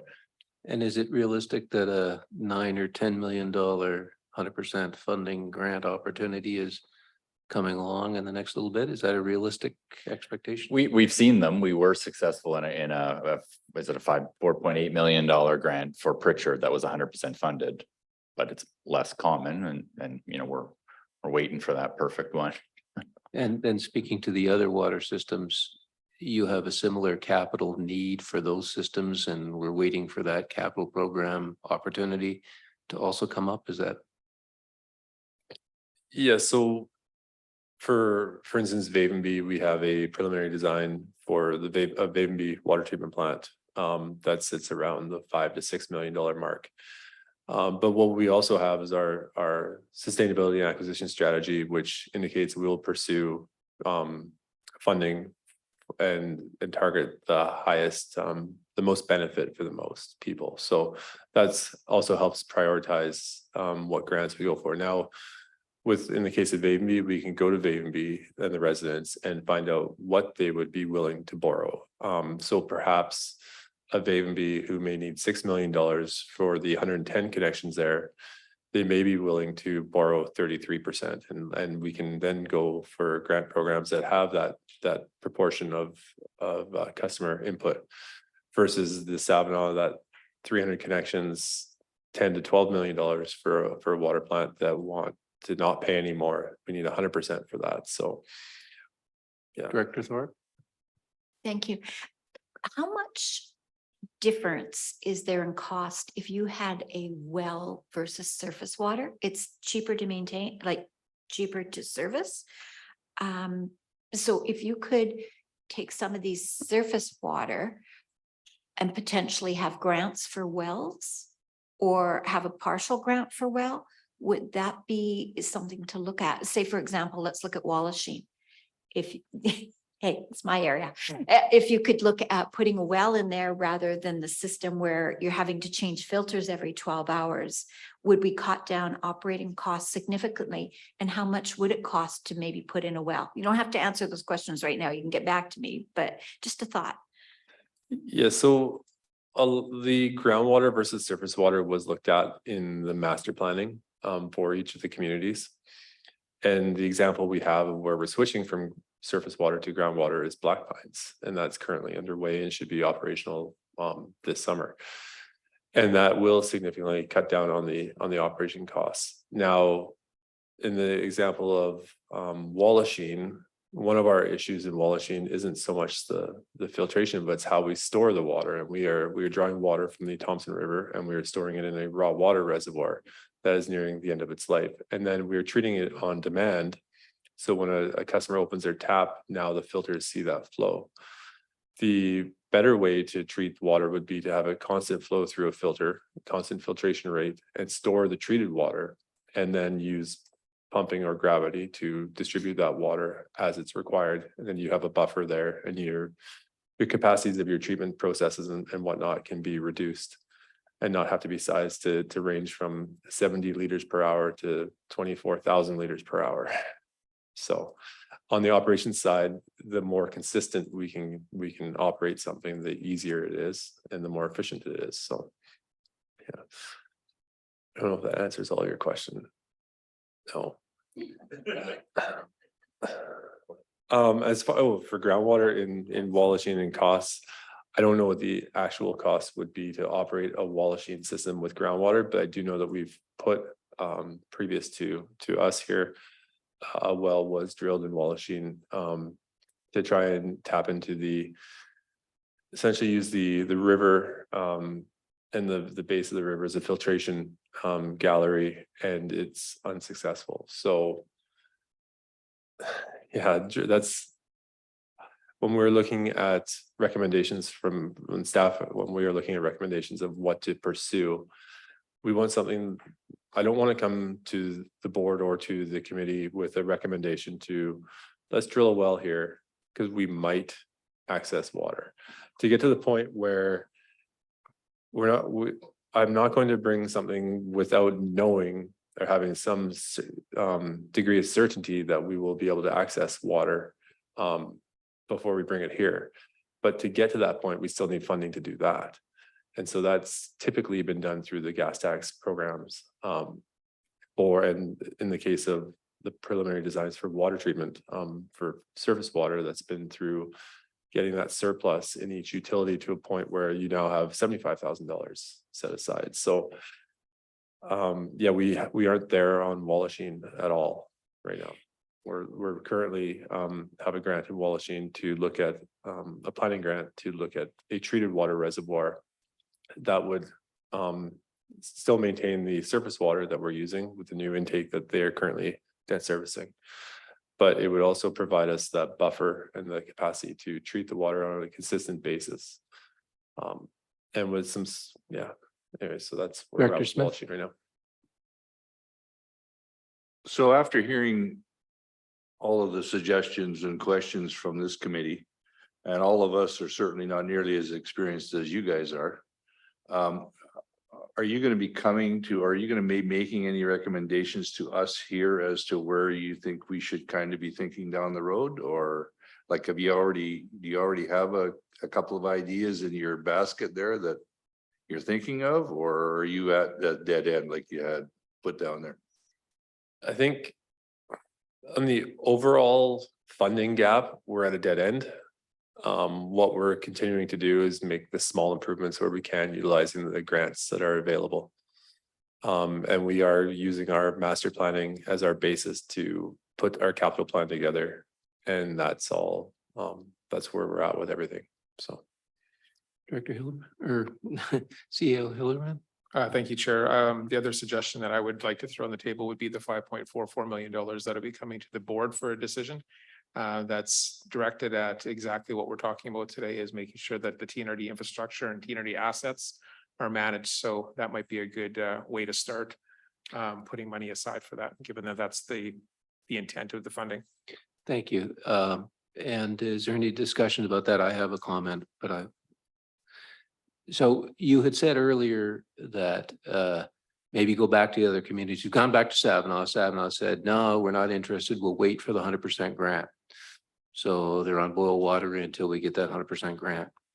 Vavenby, would we go to Vavenby and say, would you be interested in kicking in 25% if we could get a 75% grant? Would that make sense to go back to each one of our water systems on the capital side of things, get an answer to that, so that we know whether we're waiting for the full meal deal grant or that we have some authority to move forward with a partial grant?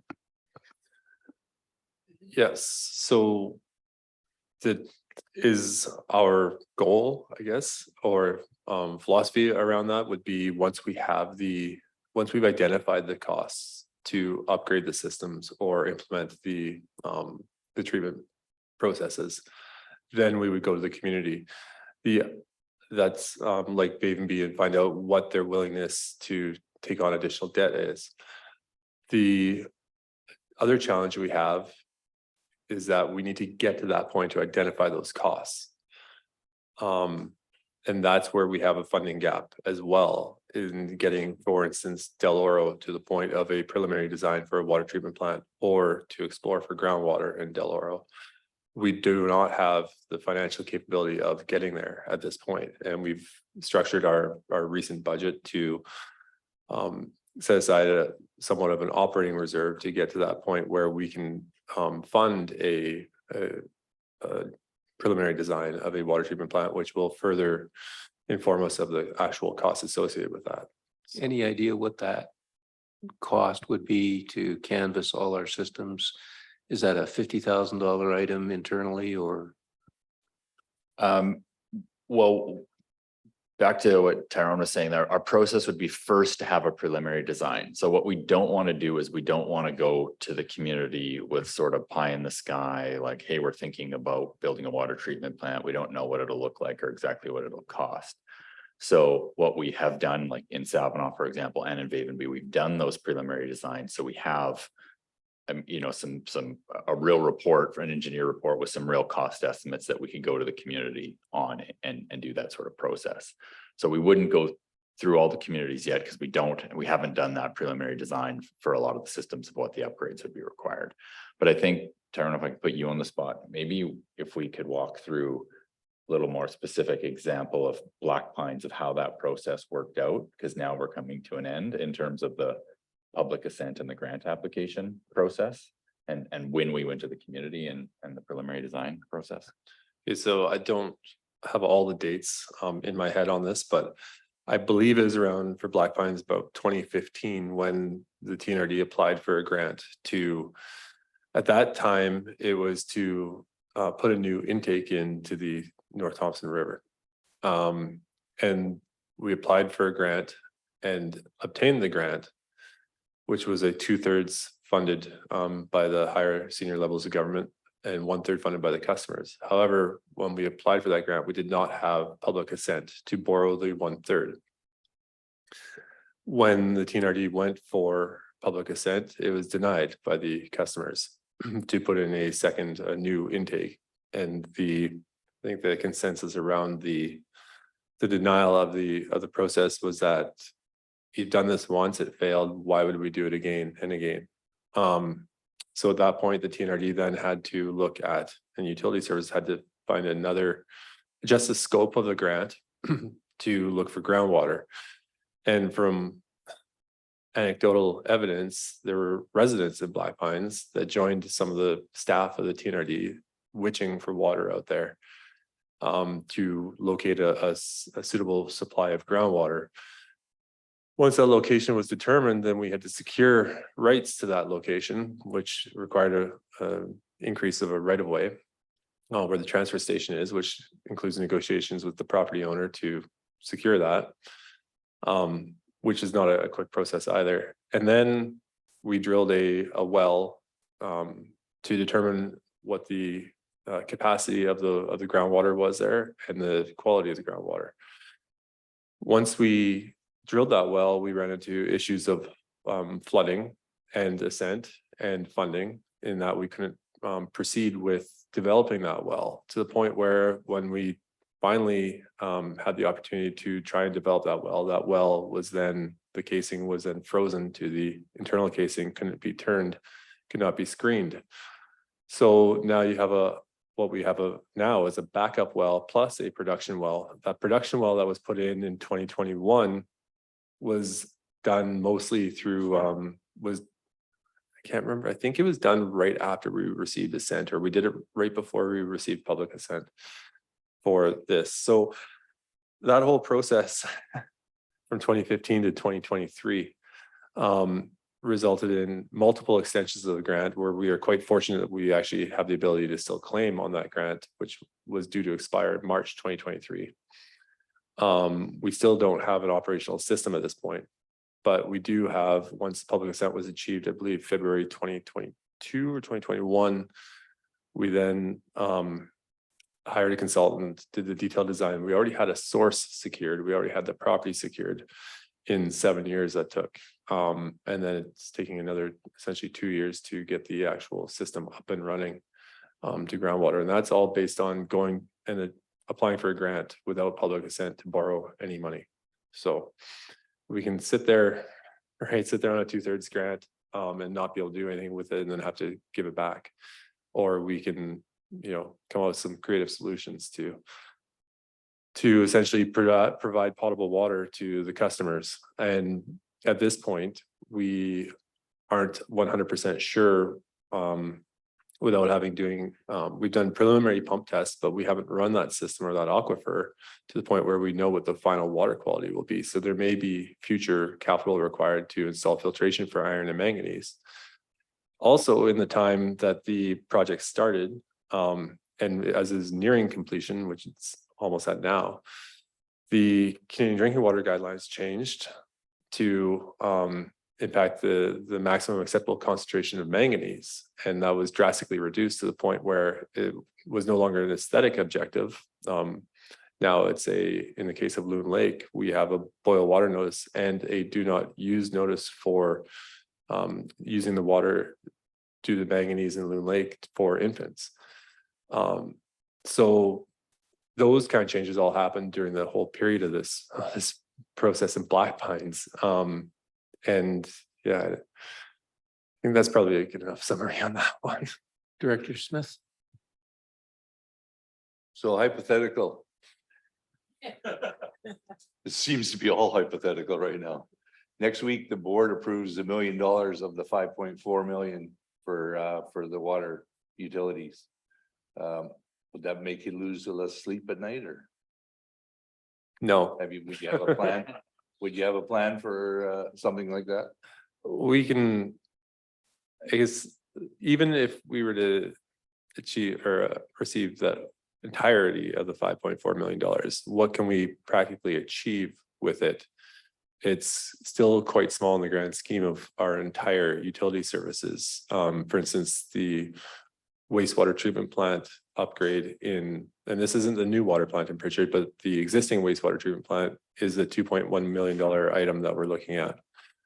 A Wallachine reservoir, I don't have an estimate from an engineer on that, but we'd be looking at $1 million plus for that. We're looking at $6 million for a water treatment plant in Vavenby for 110 connections. We're looking at, 10 to 12 million for Savinaw. So if you give me $1 million of the 5.4, will I lose sleep? No, because it's going to, put in a couple 100 kilometers of pipe.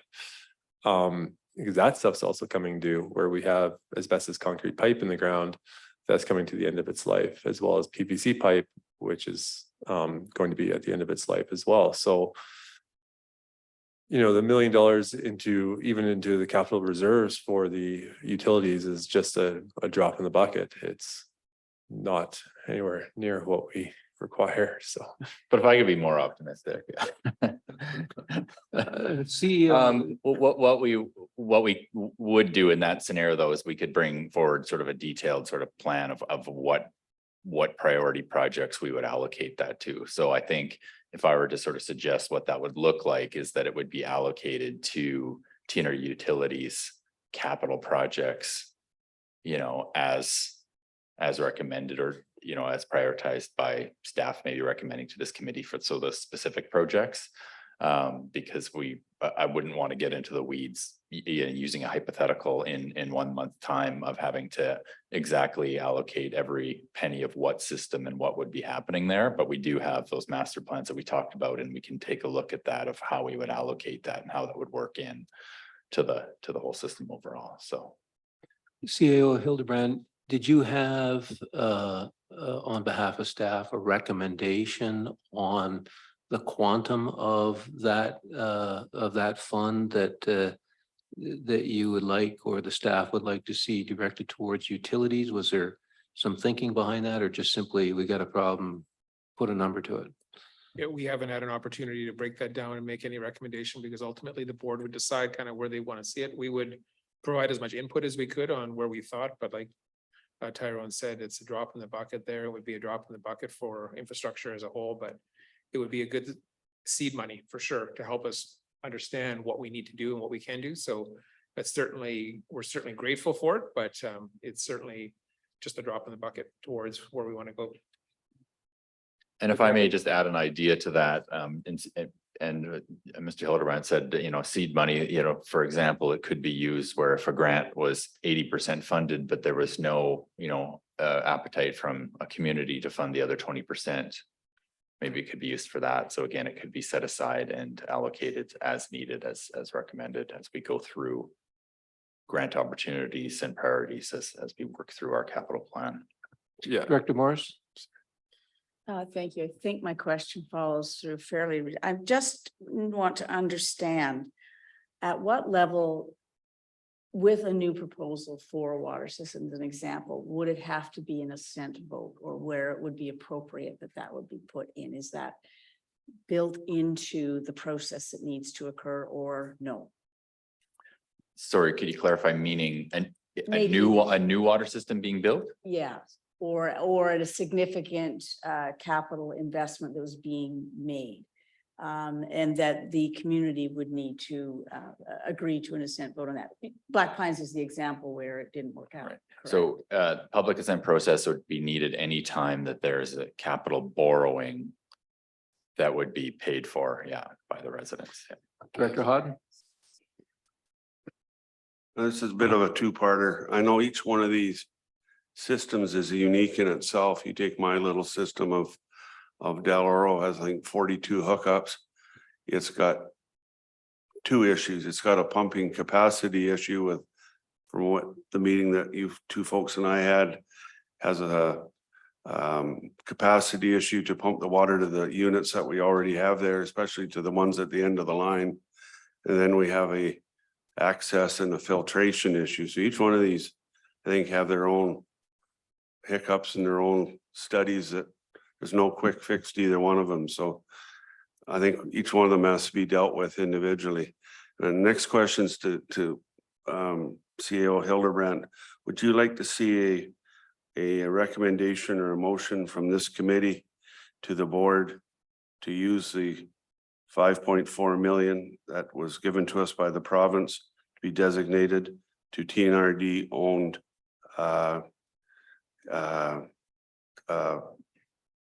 infrastructure? Do you want it to come from here to the board? I don't think that would be necessary. I think the money itself, the 5.4 is given to the TNRD as an organization. So having that discussion at the board and making a decision as a group would be fine. Okay, thank you. So just following up with that, there's 5.4 million. Does this committee want to make a recommendation to the board, pick a number, $2 million be allocated towards TNRD utility systems, given the funding gap that we've heard today? Does that? I guess through the chair to the committee, I would expect that the conversation could happen at the unless Ms. Campbell has a different thought, I think it could happen at that meeting potentially.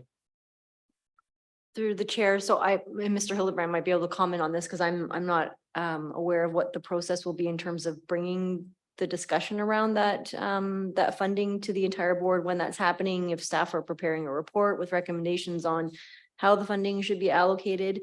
So I think it'd be appropriate for the committee to put forward a recommendation on how a portion of that funding should be, but the board wouldn't have had the benefit of having a wholesome discussion on where other aspects of the funding may be allocated, but certainly I guess it would, yeah, I don't know.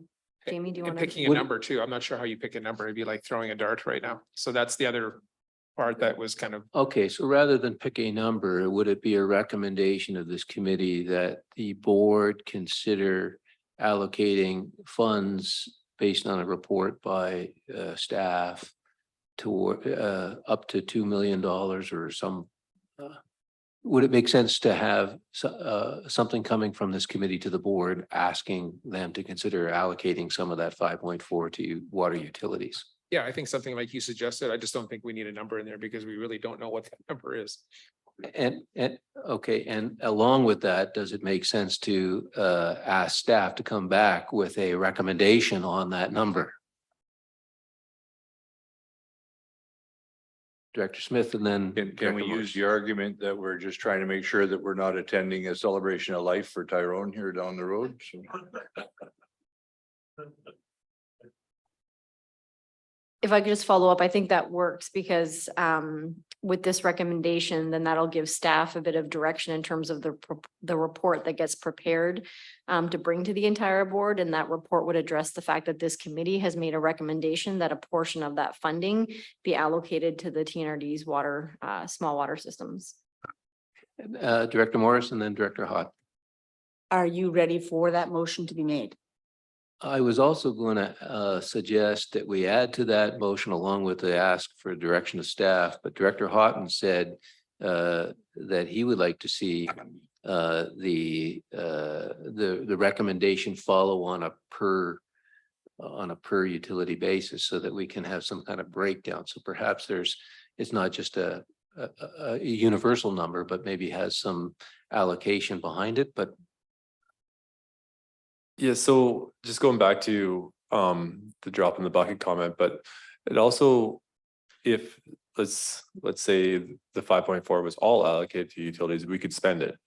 And it's all going to depend on what state we have our planning in right now, versus if the board would want to, or the committee would want to see us reserve it for future projects to perhaps say 75,000 to get a preliminary design, or flesh out the cost for this project. And then we would come back, okay, this is 1.1 versus asking for 1.5 to start, might make it go a little bit further that way.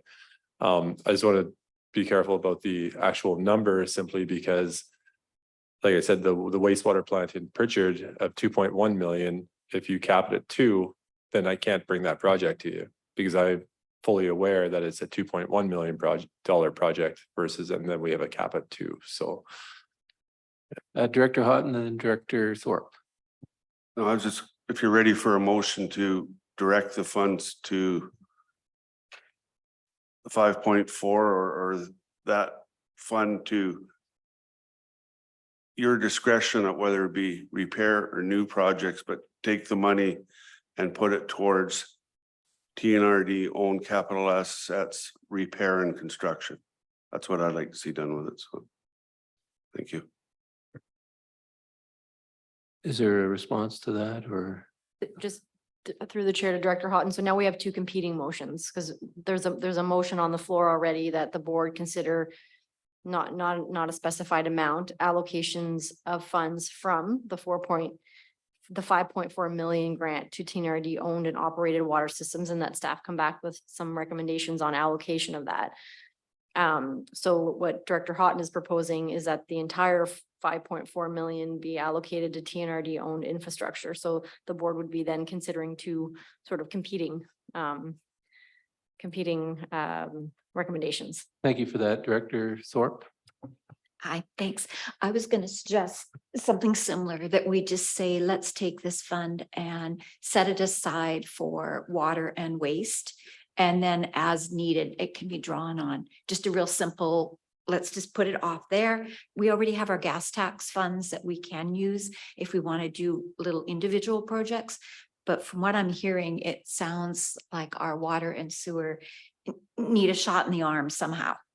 And so maybe this is a drop in the bucket solution, but if we just set that money aside, used it for water and sewer as needed. Just my thought. Director Houghton. I'll take the dollar value out of it, make it simple and just keep it simple and use it towards repair and construction of this. Okay, so I think we have, Deanna, can you read out what you think is going to be something that we could use?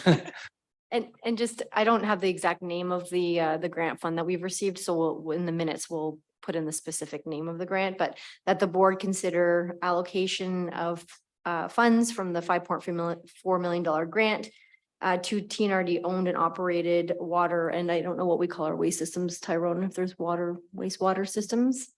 And that staff come back with a recommendation on the allocation of that. Any comments on that? Oh, Me. yes. Thank you to the chair. I would be prepared to second that motion because I believe that that's the only way we're going to take the first step to go to the board to discuss what we want to discuss.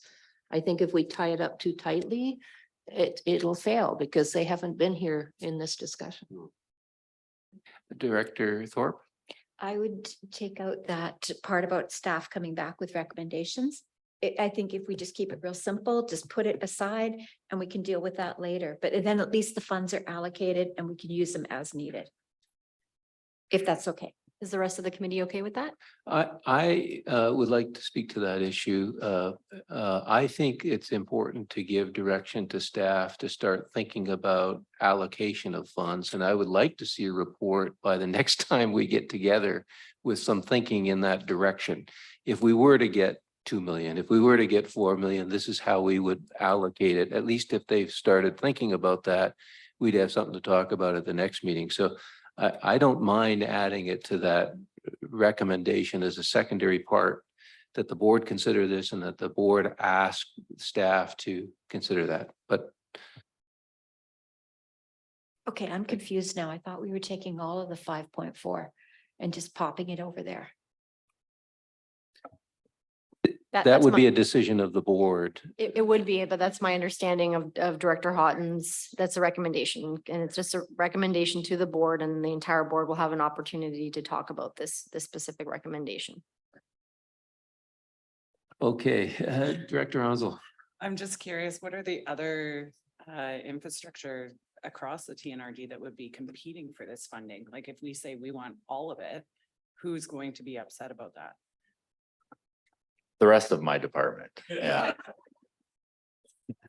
So is it? So in the reasonable to operations, say- yeah, so we have other TNRD infrastructure, obviously fire halls, fire departments, those are our owned infrastructure, the ones that we own and operate. And we actually have some current funding gaps in trying to construct new halls that exist.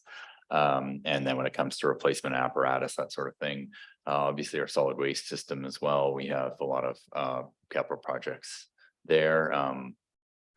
Typically, those are funded through taxation. The capital projects on that world. And then on the community services front, there's a lot of small local services, as you know, community parks, some community halls that we own, cemeteries, things like that, that also are part of TNRD owned infrastructure. Director Smith? Plus libraries, sorry, plug libraries, another TNRD owned infrastructure, all our libraries, community libraries. I think I would support that motion, but I don't think we should expect all 5.4. I don't think that's reasonable as in supporting Jamie's efforts. I think there should be some money available for other areas. So I don't think we should expect all 5.4 for utilities. Director Sal? So maybe we should just ask staff for a report, recommendation on how much of the 5.4 we should spend on water and wastewater. Maybe that's just that. Okay, we're massaging this motion.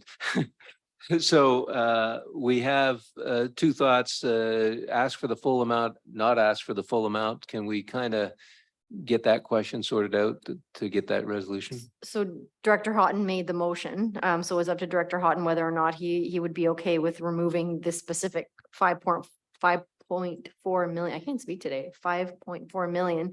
And just have it general that the board consider X amount allocation of funds from that 5.4 million. It's up to you, Director Houghton. Otherwise, it turns into an amendment. So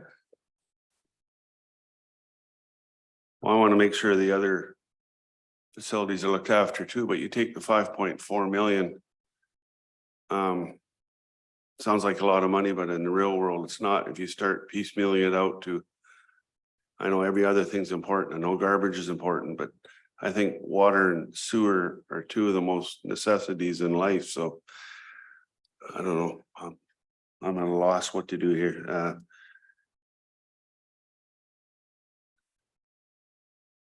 So Director Houghton, if you feel strongly about this motion, then and someone else wants to propose an amendment to it to Yeah. remove the 5.4 million reference, then we would vote on the amendment. If the amendment passes, then the amount comes out. If the amendment fails, then we proceed with Director Houghton's original motion. Okay. Yes. I would make that amendment. Sorry about that. Okay, go right ahead. It's International Women's Year, so. I know you are too. So Director Hayward, you're making.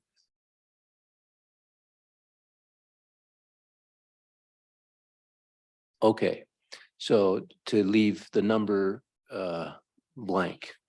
Okay, so we have that proposed amendment. So it needs to be seconded. Director Onslow seconds it. Any discussion on that question? Okay, call a vote on that. All in favor of the amendment? Those opposed? Okay, I think, that was 1, 2, 3. So that carries. That carries. Now you have to vote on the main motion as amended, which is that the board consider allocation. No, there's no amount in there of funds from this $5.4 million grant to TNRD owned and operated water and wastewater systems, and that staff come back with a recommendation on the allocation of that funding. Does that sound like a good motion? All right, so can somebody, Director Morris, first. It was already moved. It was already moved and moved. seconded. It's moved. Sorry? It was already moved and seconded the. Okay, so we're voting back on to it. the original motion now as amended. Okay, Yeah, and when a any motion is- discussion on that as amended motion? If there is any discussion, yes. Okay. Seeing. Okay, so let's vote on that amended motion. All in favor? Opposed? Carries. Thank you. We've made two recommendations to our board. Is there any other recommendations that this committee should be making to our board?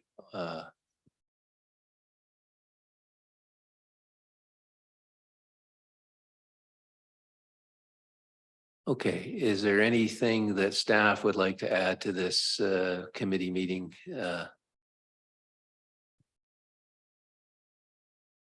I just want to thank you guys for your support on that. That's all I have to add.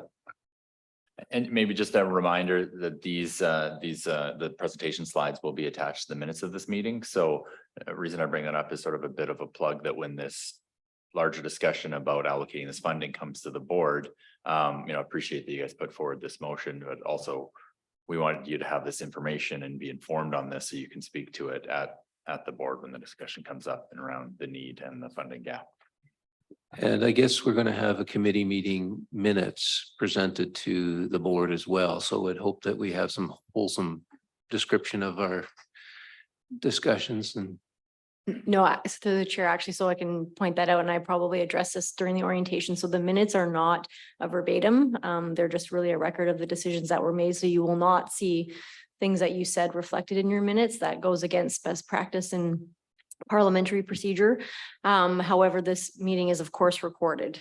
So if the public or any of you would ever like to go back and view the recording just to verify what was said or confirm what you've said, you're able to do that. Thank you for that. Well, I think we might be at the end of this meeting then. Nothing else, I'll ask Director Hodden. Okay, I guess we'll end this meeting. Thank you.